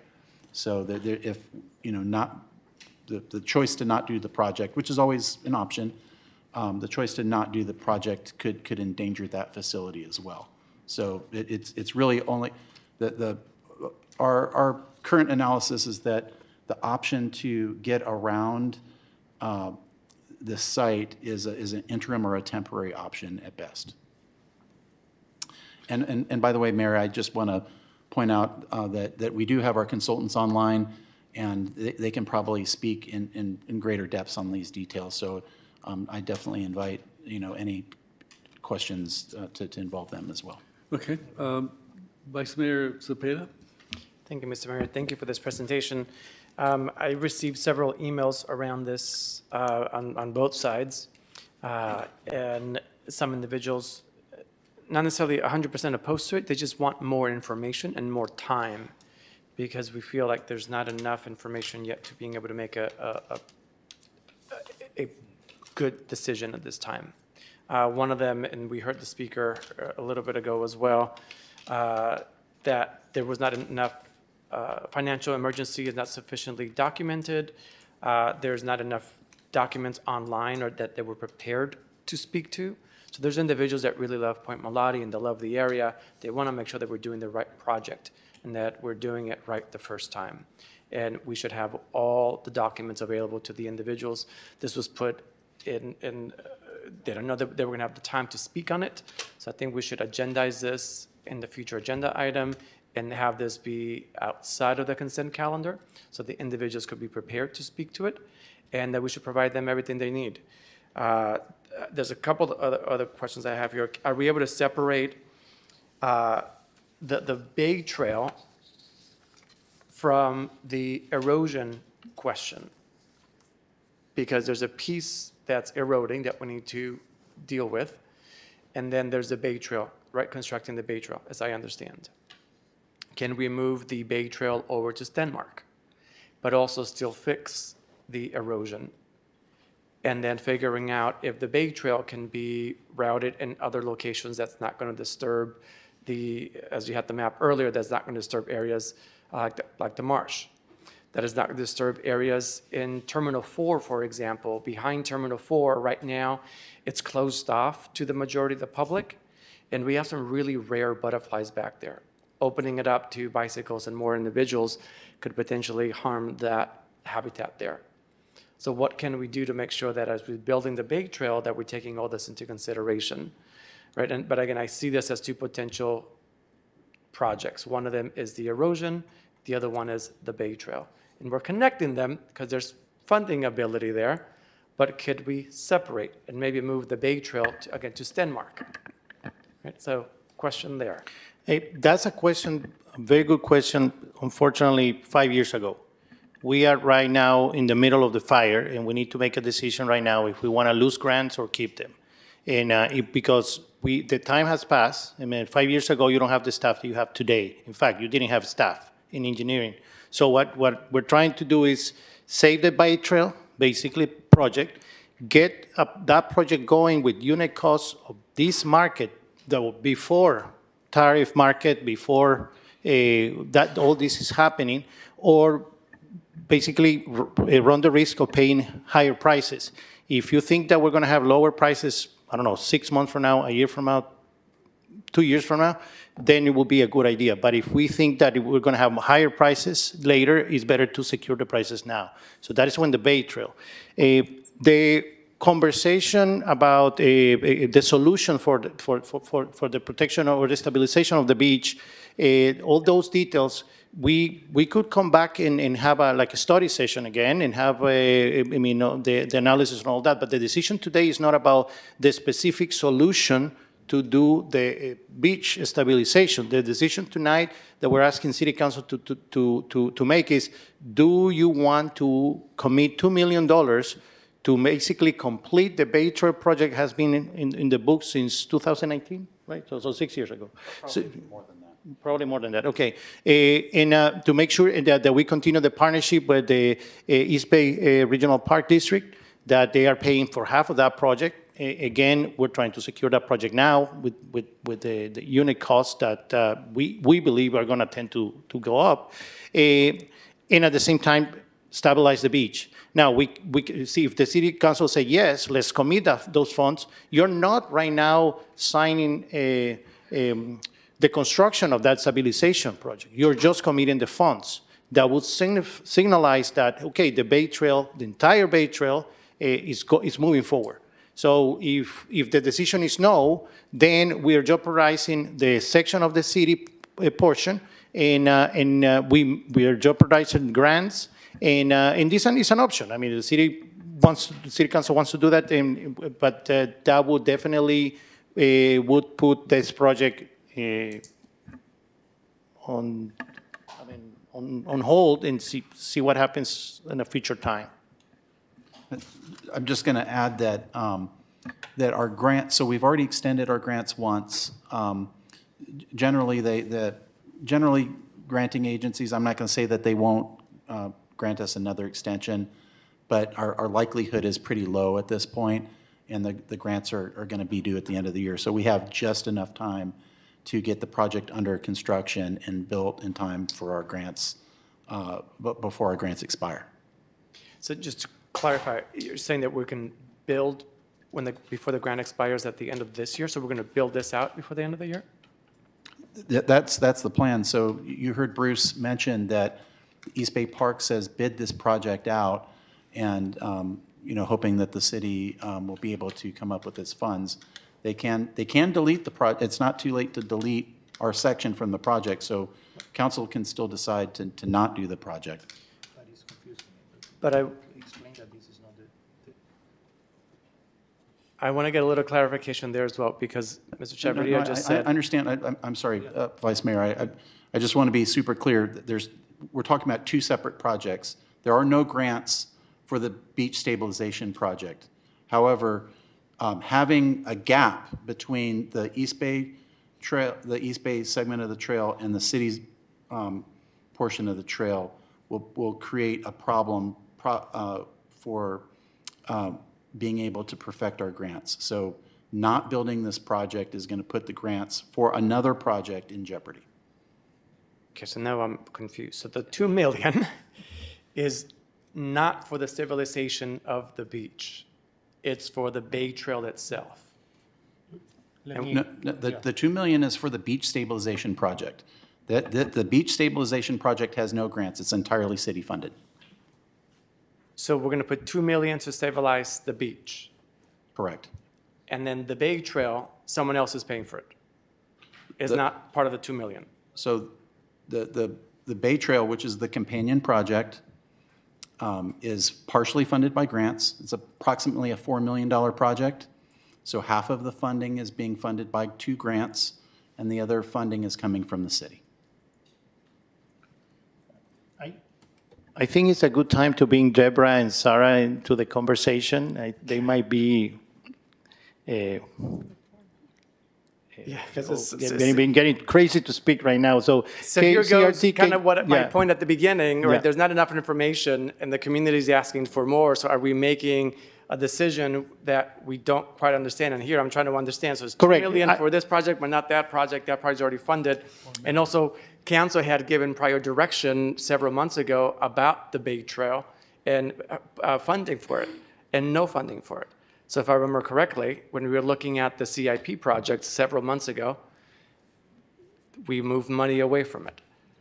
Now we want to have and put money back into it. So just. If I may, Dave, do you want to interject at all, given the complexity, since this also involves Point Melati? And there's been, some other discussions?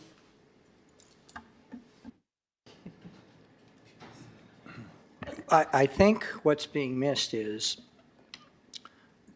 there's no design, there's no contract, there's nothing like that on your agenda tonight that would cause the construction of any of this. However, we know there's a funding gap. If you wanted to do the stabilization and the trail, we're 2 million short. And tonight was intended to just commit the funding so that it's available when the other parts, when they proceed with the other parts of the project, which then have to come before you as to whether you're going to do them or not. So I think the idea of getting more information, you can set aside the funding. The rest of the information can be put together and presented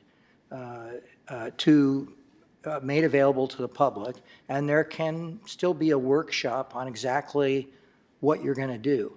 But the intent tonight was to just show to the other players involved that the city is prepared to commit that funding so that there's enough funding to do all of this.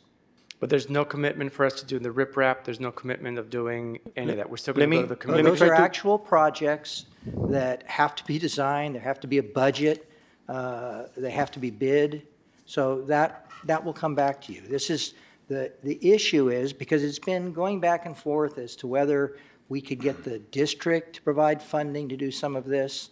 And, they've said, well, it is important that there's funding to do this because we have a project that we can go forward with if there's going to be a project here. But if there's a hole, then we can't get the funding to do our side of it. So you're just showing, yep, we're committing money, there is money available, but you haven't gone through determining exactly what the solution is going to be. That you can still get this additional information and make a decision at a later point in time. I'm going to take executive privilege here. The item says to adopt a resolution authorizing the appropriation of $2 million from the General Capital Fund. And then later it says direct staff to finalize permits, complete design, and prepare the project for competitive bidding. So how much will it cost to complete the design and to prepare it for competitive bidding? Does the 2 million pay for that? How much of the 2 million is used for that process? Yeah, the 2 million is going to cover that in the construction. But let me just go back a little bit. In KCRT, if you can bring back the presentation, please.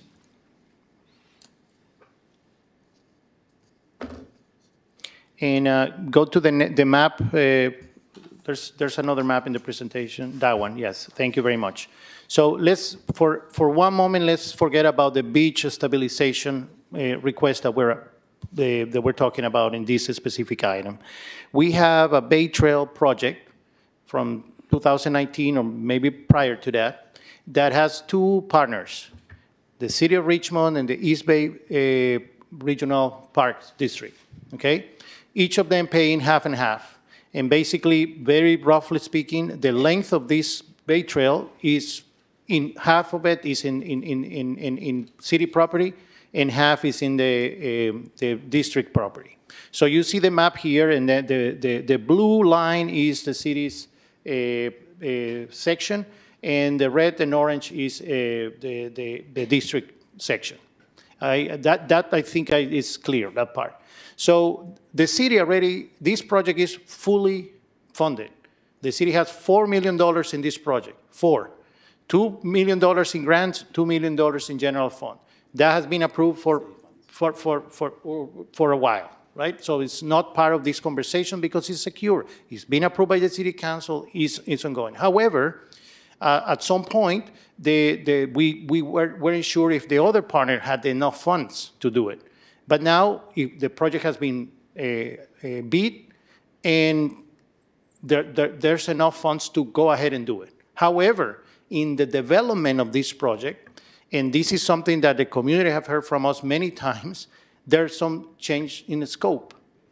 In this case, boy, hold on, the beach where this trail is going to go has eroded in the past 5 years, something that before it was not that evident, right? So at some point, we need to fix this problem. And right now, the concern from our partner is, guys, if we go ahead and award this project entirely, what's going to happen here? We're not going to invest money on this section here that is going to erode. So you better take care of that. Well, we need to create a beach stabilization project now. We need to secure funds. So that is exactly what we are asking, to secure the funds for that beach stabilization, Daniel, so we can continue. That's not exactly the mayor's question. You're repeating the explanation I just gave. He's asking, because I said that there's still an opportunity when you go out and bid it, that's going to come back to the council. So he read this section from the resolution that says that the resolution is authorizing going ahead and bidding. So I was saying there's a chance to look at the nature of the project and the design. So he's not questioning the rest of it at this point. So either you could modify that language to make sure it comes back to the council, or you could delete that delete the thing about this authorizing the bidding. Correct. And we previously said in this, maybe 15 minutes ago, that we are willing to have a study session about this, so we can remove that from the resolution, and then we can come back to the city council. Oh, but hold on. Ideally, the city council approve the funding, right? The funding to commit to stabilize the beach, and then we can have a study session about what is the solution to stabilize the beach. So I think possibly the suggestion is you can leave that language alone, but staff's making the commitment that before they go out to bid it, they will come back and have a study session. Does that work for you? Yeah, so actually, Robinson is next in line. There's so much talk about pausing. I had just questions about some of the things that some of the speakers, public speakers, brought up. One of them was that the riprap could create damage to the shoreline at other beaches. Has this been studied? Do we know if this is going to be an unintended consequence of this project, or is it unknown because it's too early? I would love to answer that question. but I need more caffeine, and I'm going to let the consultant and CE helping us here and participate in this conversation. Are you going to the coffee shop? Because Yeah. I would like some too. So, Sarah and Deborah, if you can address that question, please. Hi, this is Sarah Dowling with NCE. So yes, by previous, A&W West has done a study with others to see what the impacts to the beach, historically, what would happen. So that has been looked at. And what is the answer? I would have to get and consult some others, but I don't think that this is, there's this active erosion that's happening concentrated at the northern end of the beach. And so this project will stabilize that, protect the cultural resources, and then further more natural solutions, if there's further erosion, can be studied at a later date. Yeah, so I don't feel like we've really gotten an answer to the question. I think the concern is that riprap in general, as a strategy, has unintended consequences potentially to other beaches, as well as damaging the beach that it's used on. And so I've never heard that before. This is the first time I'm hearing that. I'm learning things, and I would like to understand if that is true.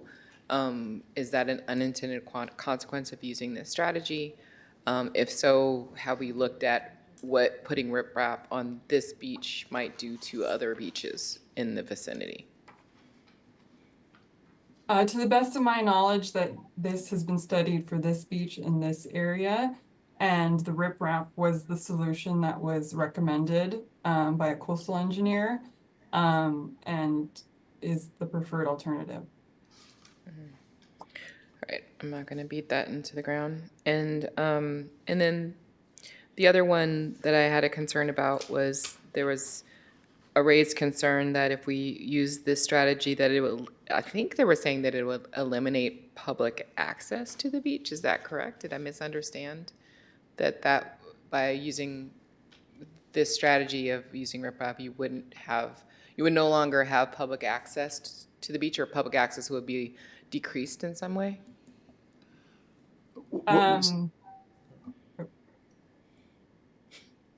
So as far as I know, the public primarily accesses the beach further to the south, where the bluff is not as tall. Up in the north area, the bluff is, very steep and very tall, so there's no way to safely get down to the beach from that end. So again, you're not quite answering my question. It sounds like you're talking around the fact that this would eliminate public access. Let me answer that question definitively. That this project isn't eliminating beach access. It is not. No. It's going to be the same access today as it would be after the project. So there's going to be riprap on the north side of the beach. So the north side of the beach, you're not going to be able to access, but the southern side of the beach will still be accessible, just as it is now.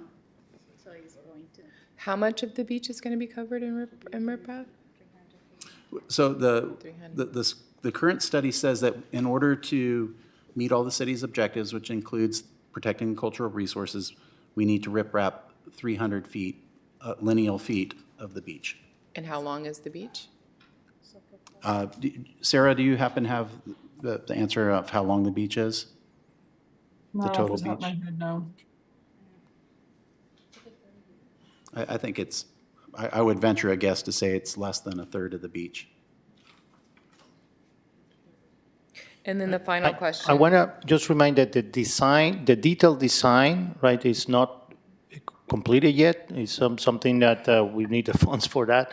And part of the $2 million is to do it. So there's some questions that we don't have the answers yet for you. And then in a later study session, we can have those answers ready.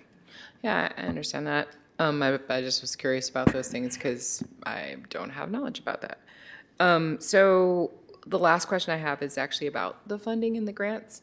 So my understanding was that if we were unable to bridge this gap between the two trail projects, that our section of the trail project couldn't happen, like there was a threat to the grant. Am I misunderstanding that? That's correct. But our section of the trail would be rendered virtually unusable. So we think that the, without being able to bridge this gap, that our funding agencies would have problems with wanting to fund the project.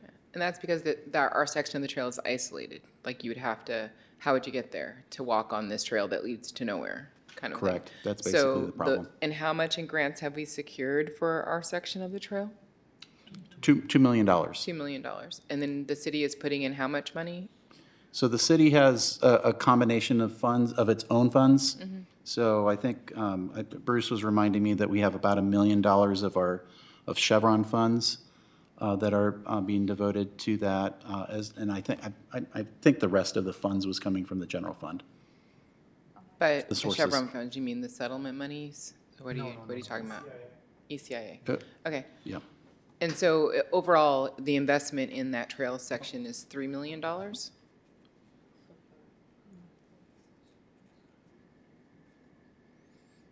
Can you repeat the question? So overall, talking about the section of the trail that is the city's project, the investment, the total dollar investment for that portion of the trail with grant and other sources is how much? Approximately $4 million. Yeah, let us bring our relief pitcher, Mr. Avinash Nadan, who's our finance manager in the finance department, but who helped the public works. So, Avinash, the question is, how much money out of the Bay Trail project is the city's contribution in the source?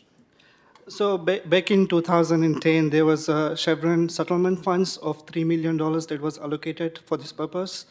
There's various outreach and preliminary design, preliminary studies that was done, resulting in about $1.3 million of balance that is still there available for the use. And the city gave additional funding of $750,000. So there's about $2 million of general capital funds on this project. And there's $2 million of grant funds. So a total of $4 million. And so I say that because this is what we would basically, we would lose the $2 million in grant money. And so we would be in a position, if we don't move on this project. That is correct. One of the grant is expiring in December of this year. Right, it expires in December of this year. And that means we need to complete the project by December of this year. Yes, no? Yes, correct.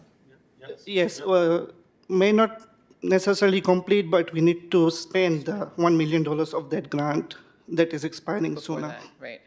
And so this is basically a window of opportunity to further the project of the Bay Trail in Richmond through Point Mulade that comes to an end if we don't spend $1 million by December 2025.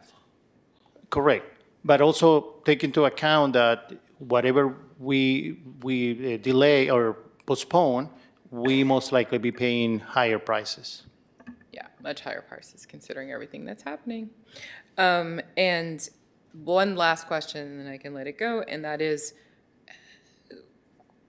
where does this section of trail fall in terms of and maybe this is a question for you, Dave, in terms of the purchase of portions of the property by East Bay Regional Parks District? Would this section of the trail that the city is putting money to repair be in the district's portion of the property, or would it be in the portion of the property that the city is retaining? It's in the city's property. It's in the city's property. So the district would never, this is not a part of the sale at all. This is what we would hold. Yeah, it doesn't, it's not one of the things, it's a condition of the sale. And when I offered them the opportunity of making a contribution to pay for it, they declined. Okay, thank you. All right, it's time for our relief pitcher. She doesn't throw any softballs. Councilmember Wilson. All right. Thank you for the presentation. I want to ask a question to see if I'm sort of on track with following this. I agree with some of the comments that have been made earlier that I don't think there was enough material in the agenda to fully sort of capture this, but I think I'm getting it now, which is that it's two projects. One is a continuation of the Bay Trail and one is a shoreline stabilization project. So those are two separate projects that happen to be sort of interrelated and both going on at Point Melati. And for the record, I think we should continue the Bay Trail and connect it up. I think we should stabilize the beach. I think if we need to pay for it, we should pay for it. But I'm just trying to make sure we do that in sort of the best possible way that takes in all the relevant information that seems to be crashing in around at least me tonight. And my first question about that is, it's, again, I'm sort of like reading between the lines here, but is it correct to say that the Bay Trail, both the funding and the design are done for the Bay Trail part of that? And for this shoreline stabilization, both the funding and the design are not done. Is that a fair sort of difference between these two projects? That is correct. Okay, The city's segment is design and bid ready. In fact, I believe that the East Bay Parks has bid it out in anticipation that we would be able to secure the funds, but we, it can be withdrawn. The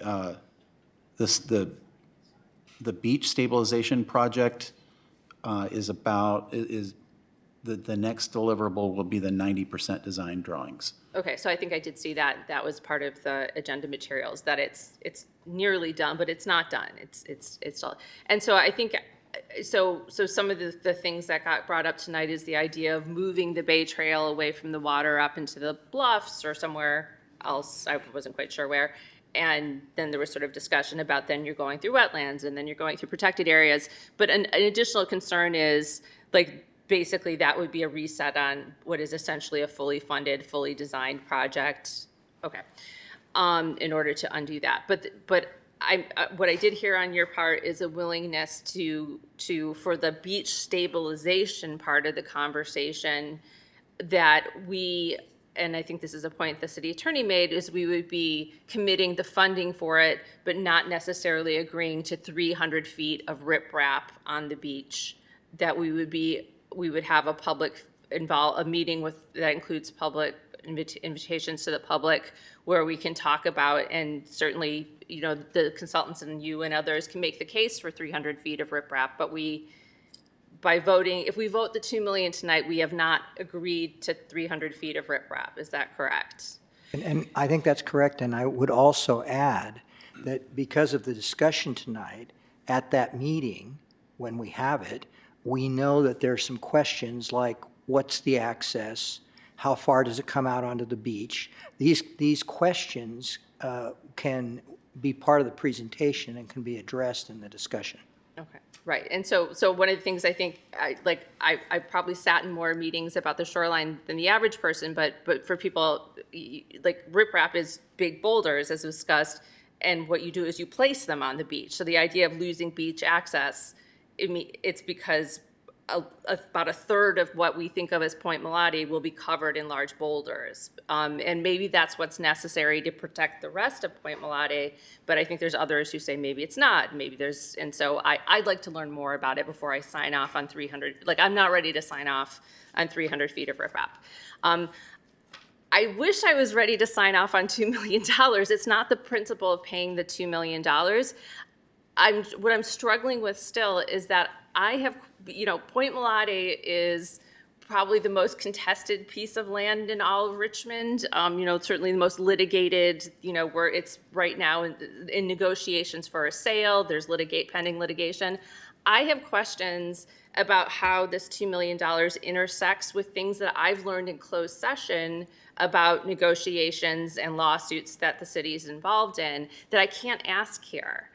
Because it would, I'm not allowed to discuss the stuff of closed session. And also because of the Brown Act, I can't just shoot an email off to my colleagues to say, what about this as an alternative? And so I'm feeling a little bit stuck with that. I'm trying to kind of figure out. So one of my questions, that's why I actually want to hear, because I can't ask the question I really want to ask here, what is the real drop dead date for this decision? Like if we were to put it in a closed session for 20 minutes next week and come back and have the vote on it next week, does that destroy our funding possibility? Like I want to hear what sort of the real drop dead dates are, including that I'm not trying to derail the project. I just have a question that I can't ask, and maybe I want to know the consequences of pushing it a week. And I don't know whose question that is. Well, given the limited time of our hour-and-a-half closed sessions, posing this as a closed session discussion could take a third of our closed session. I don't think my question's that complicated. Well, do you want to take a recess and just ask me your question? Yes. Can I do that? Is that allowed? It's up to the mayor when we take recesses. Can we guarantee that there won't be questions coming from the question asked? Because that's what always You'll have happens. to ask your council member. I would also, she just told you it's going to be short, so I would tell her that your recess is 10 minutes? like, Not what? even. 5 minutes. 5 minutes, okay.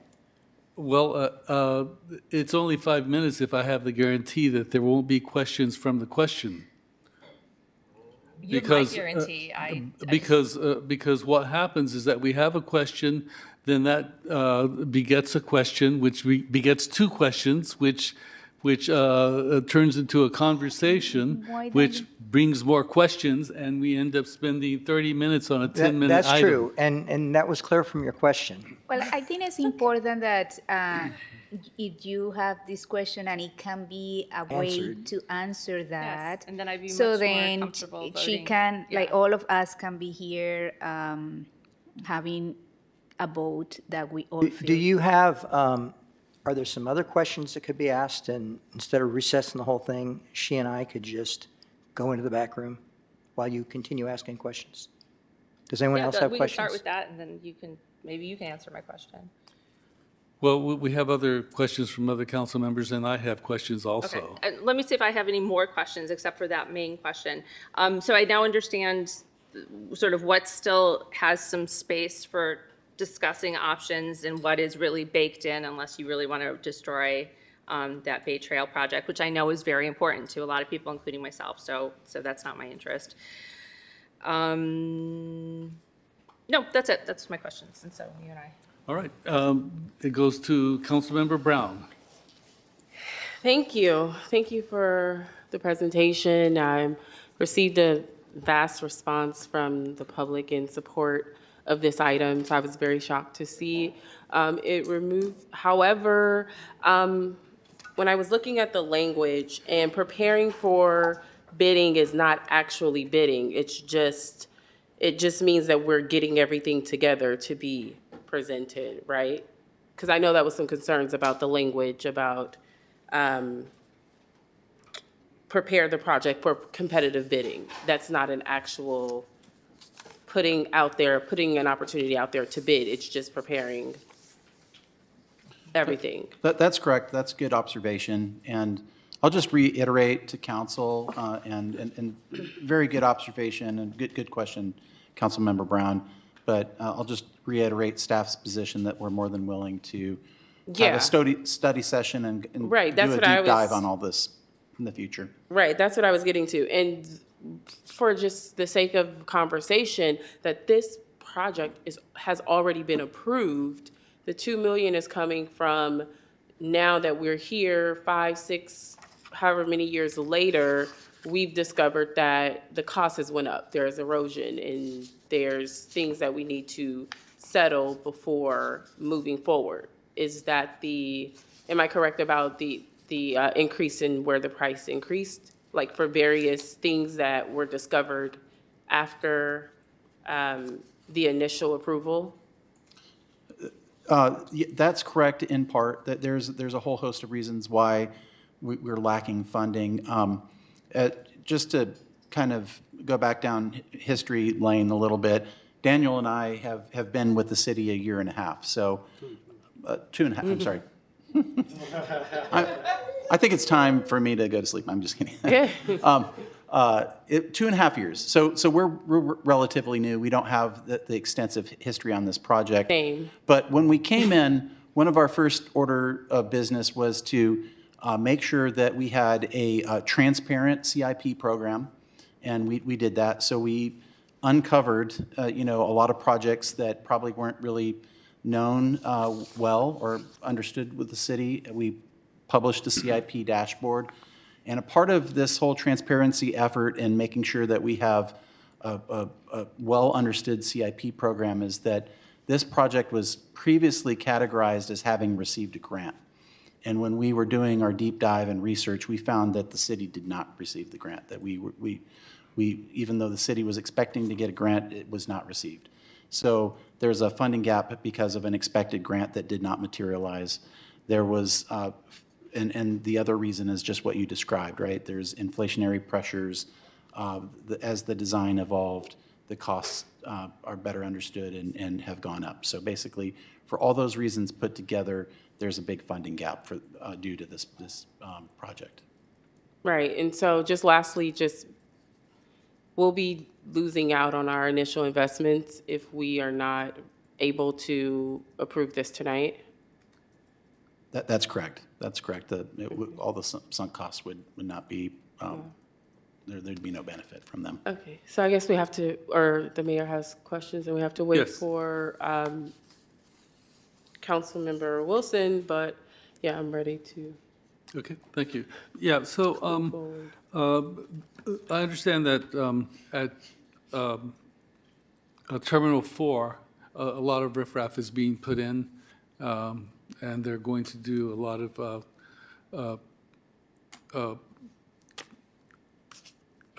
work on the shoreline there, putting in oyster beds and such.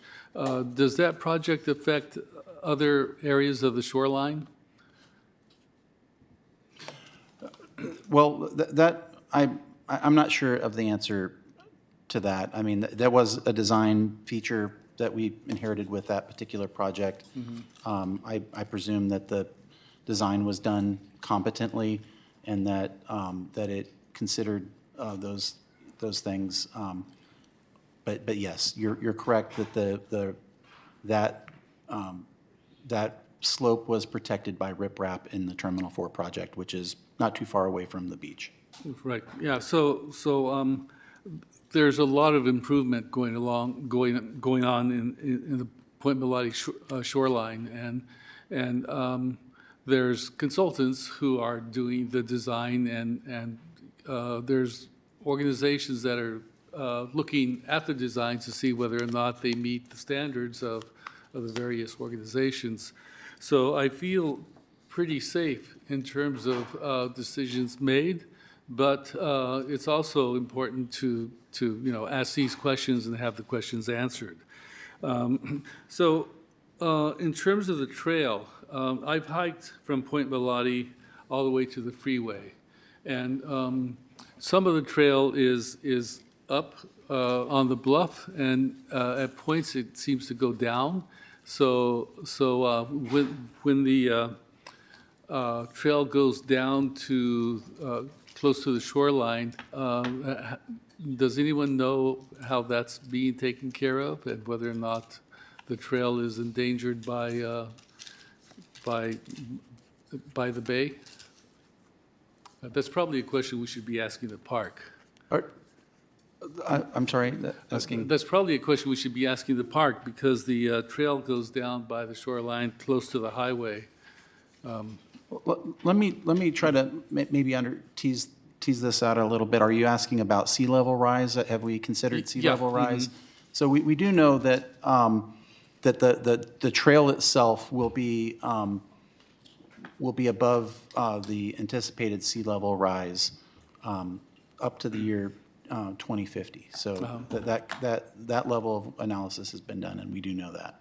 Yeah, well, down there, there's a shack. I don't know if any of you have been to that shack. There's a building that's along the shoreline. I'm not sure what it was used for, but that seems to be close to sea level rise, are within, you know, not that far above the water line. So anyway, I'm just curious about that, and I'm curious as to how, you know, that part of the trail will hook up to the Point Melati Trail, because that's, you know, that's what we're actually talking about, how it hooks up, where it hooks up.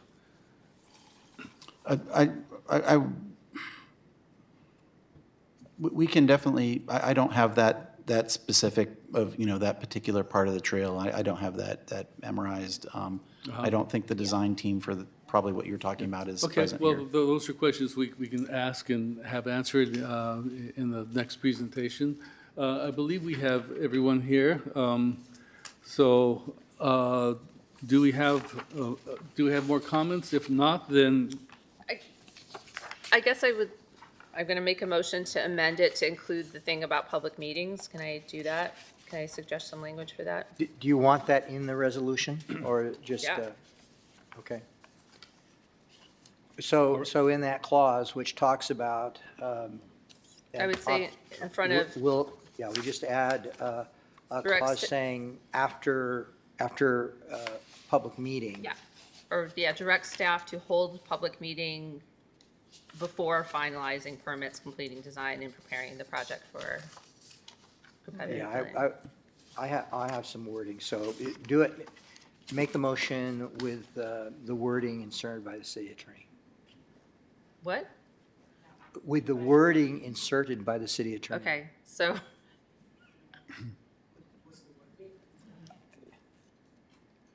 Are you going to insert the wording now, or you're going to do it? No, later? I'll fix it. Okay.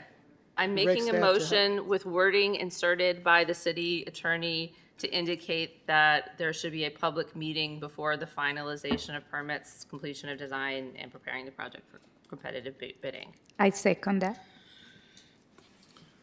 all right, we have a motion and a second. Roll call. Councilmember Brown, Yes. Councilmember Bonner, Yes.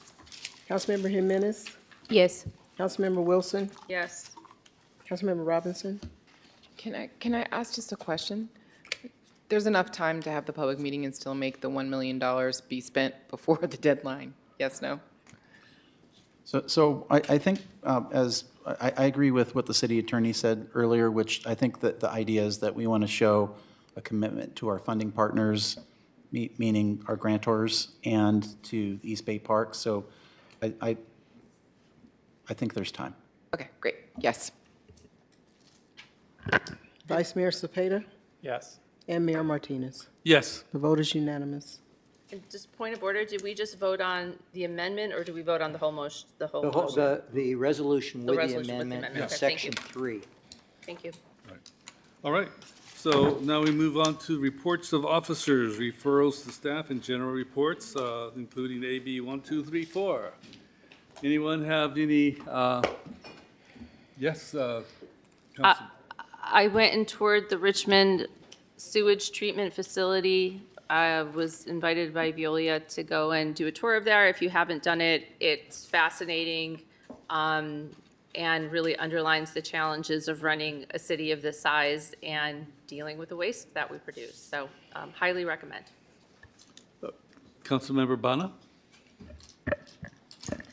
I would like to thank the council for approving a resolution in support of AB 91 for recognizing people of Middle East and North Africa, MENA. We are going to Sacramento this Tuesday, April 22nd, for lobbying and especially requesting our Assemblywoman, Buffy Wicks, who plays a key role as the chair of Appropriation Committee, to support this resolution, which is very important for people of Middle East and North Africa to have representations, rights, and resources. I would like to ask the public to write letters of support to Buffy Wicks, our Assemblywoman, and ask her to support and approve this item. Thank you. Councilmember Robinson. So over this past week, I had the pleasure of going to the Pullman Neighborhood Council and listening to the concerns of the Pullman neighborhood residents, chief of which was fatal crashes along Carlson Boulevard. It actually came up in the context of multiple memorials, and people didn't realize that there were so many fatal crashes along the portion of Carlson Boulevard that is north of Cutting Boulevard. And it occurred to me that we need to really understand what we can do to slow down traffic in that area, not just the area of the Carlson Crosstown Connections project. And they're definitely very concerned about that. I think also it came up that there were multiple locations throughout the Pullman neighborhood where streets are in poor states. They don't have sidewalks at all. And there's a lot of just concern that there hasn't been a focus on that neighborhood for many years, and they want to do something about it. Also, a concern that came up was whether or not it would be possible to look at some support for low-income residents who are responsible for sidewalks repairs, if there was some kind of a program that the city could put forward, because especially people on a fixed income have a really hard time once they learn that they're responsible for the sidewalk in front of their houses. So that was really interesting, and I felt like it was important to elevate, because I don't think that Pullman is alone, especially on that. And then finally, I went to the Economic Development Commission, and they are planning another fabulous year of the Taste of Richmond with a lot of new innovations, including, it sounds like, a whole day at the Ferry Building where there's going to be food trucks and other things to do, as well as, you know, Taste of Richmond events at different restaurants like last year, and then a whole workshop series for business development for food businesses. So stay tuned for more information about Taste of Richmond. It's going to be a really great year. There's a lot of energy about that project. Thank you. Vice Mayor Cesar Cepeda. Thank you, Mr. Mayor Eduardo Martinez. You're welcome. Just quickly, since last time we met, I attended the Chamber of Commerce's open house. They had their new office just down the street here. Also attended the Point Richmond Neighborhood Council Spring Fling. That's a really great event. Lots of people. The event seems to be growing every year.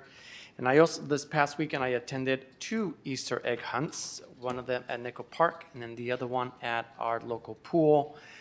Both very cool events, lots of people, especially the pool one. The eggs were floating, and it was fun to see the kids trying to catch them. So, thank you. Councilmember Claudia Jimenez. Thank you. I just wanted to say thank you to the residents near Tiller Park. They have been working really hard to improve the area. They also send a special thank you to staff who has been working with them to clean up some of the area near the kids park and the structure. They have also, as Councilmember Robinson said, some requests for Tiller Park improvements. I am going to read them, so it's here in the record, so we can get some love to these neighborhood parks. Street lights along Clinton Avenue. They want to address illegal dumping along Clinton Avenue, whether cameras or some kind of support for that. Regular maintenance of green areas, irrigate lawns during dry months, but also trying to see if there is a way to redesign and have more drought tolerance vegetation. Replace handrails on a stair, resurface tennis court. It's really bad condition, and improve baseball field. Also, they said that the garbage can at Sierra entrance was taken out, so they would like to have some more garbage cans then, and the benches and picnic tables to maintain. There is they would like to work in collaboration with the city to do maintenance. They said that some of the neighborhoods has been cleaning the area, and if there is a more kind of like collaboration and coordination, they can also support that efforts to the city, because one of the issues that we have is the maintenance of all the city parks. And finally, there is from some of the young residents to have a kind of like garden a space there where they can grow food. And so I think like there is some opportunities to collaborate with the residents to help to improve the park and with the maintenance as well. So thank you. Thank you. It's been 2 weeks since we've had a council meeting, and on the 5th, I encountered Vice Mayor Cesar Cepeda at the Point Richmond Street Fair, which was a very exciting event. There was music and a lot of activities for children, and a lot of items being sold, like cookies, which were very, very good. And then there was a art opening for John Worley at the Art Center, which was a big event that I had to hit very quickly and leave because there was a WELL conference here in the city of Richmond. WELL stands for Water Education for Latino Leaders, and they are looking for candidates who want to join the next cohort of WELL members. So if any of you are interested, please contact me, and I will set you up for becoming part of that cohort. Excuse me. And then, geez. The most important thing, the VIP, the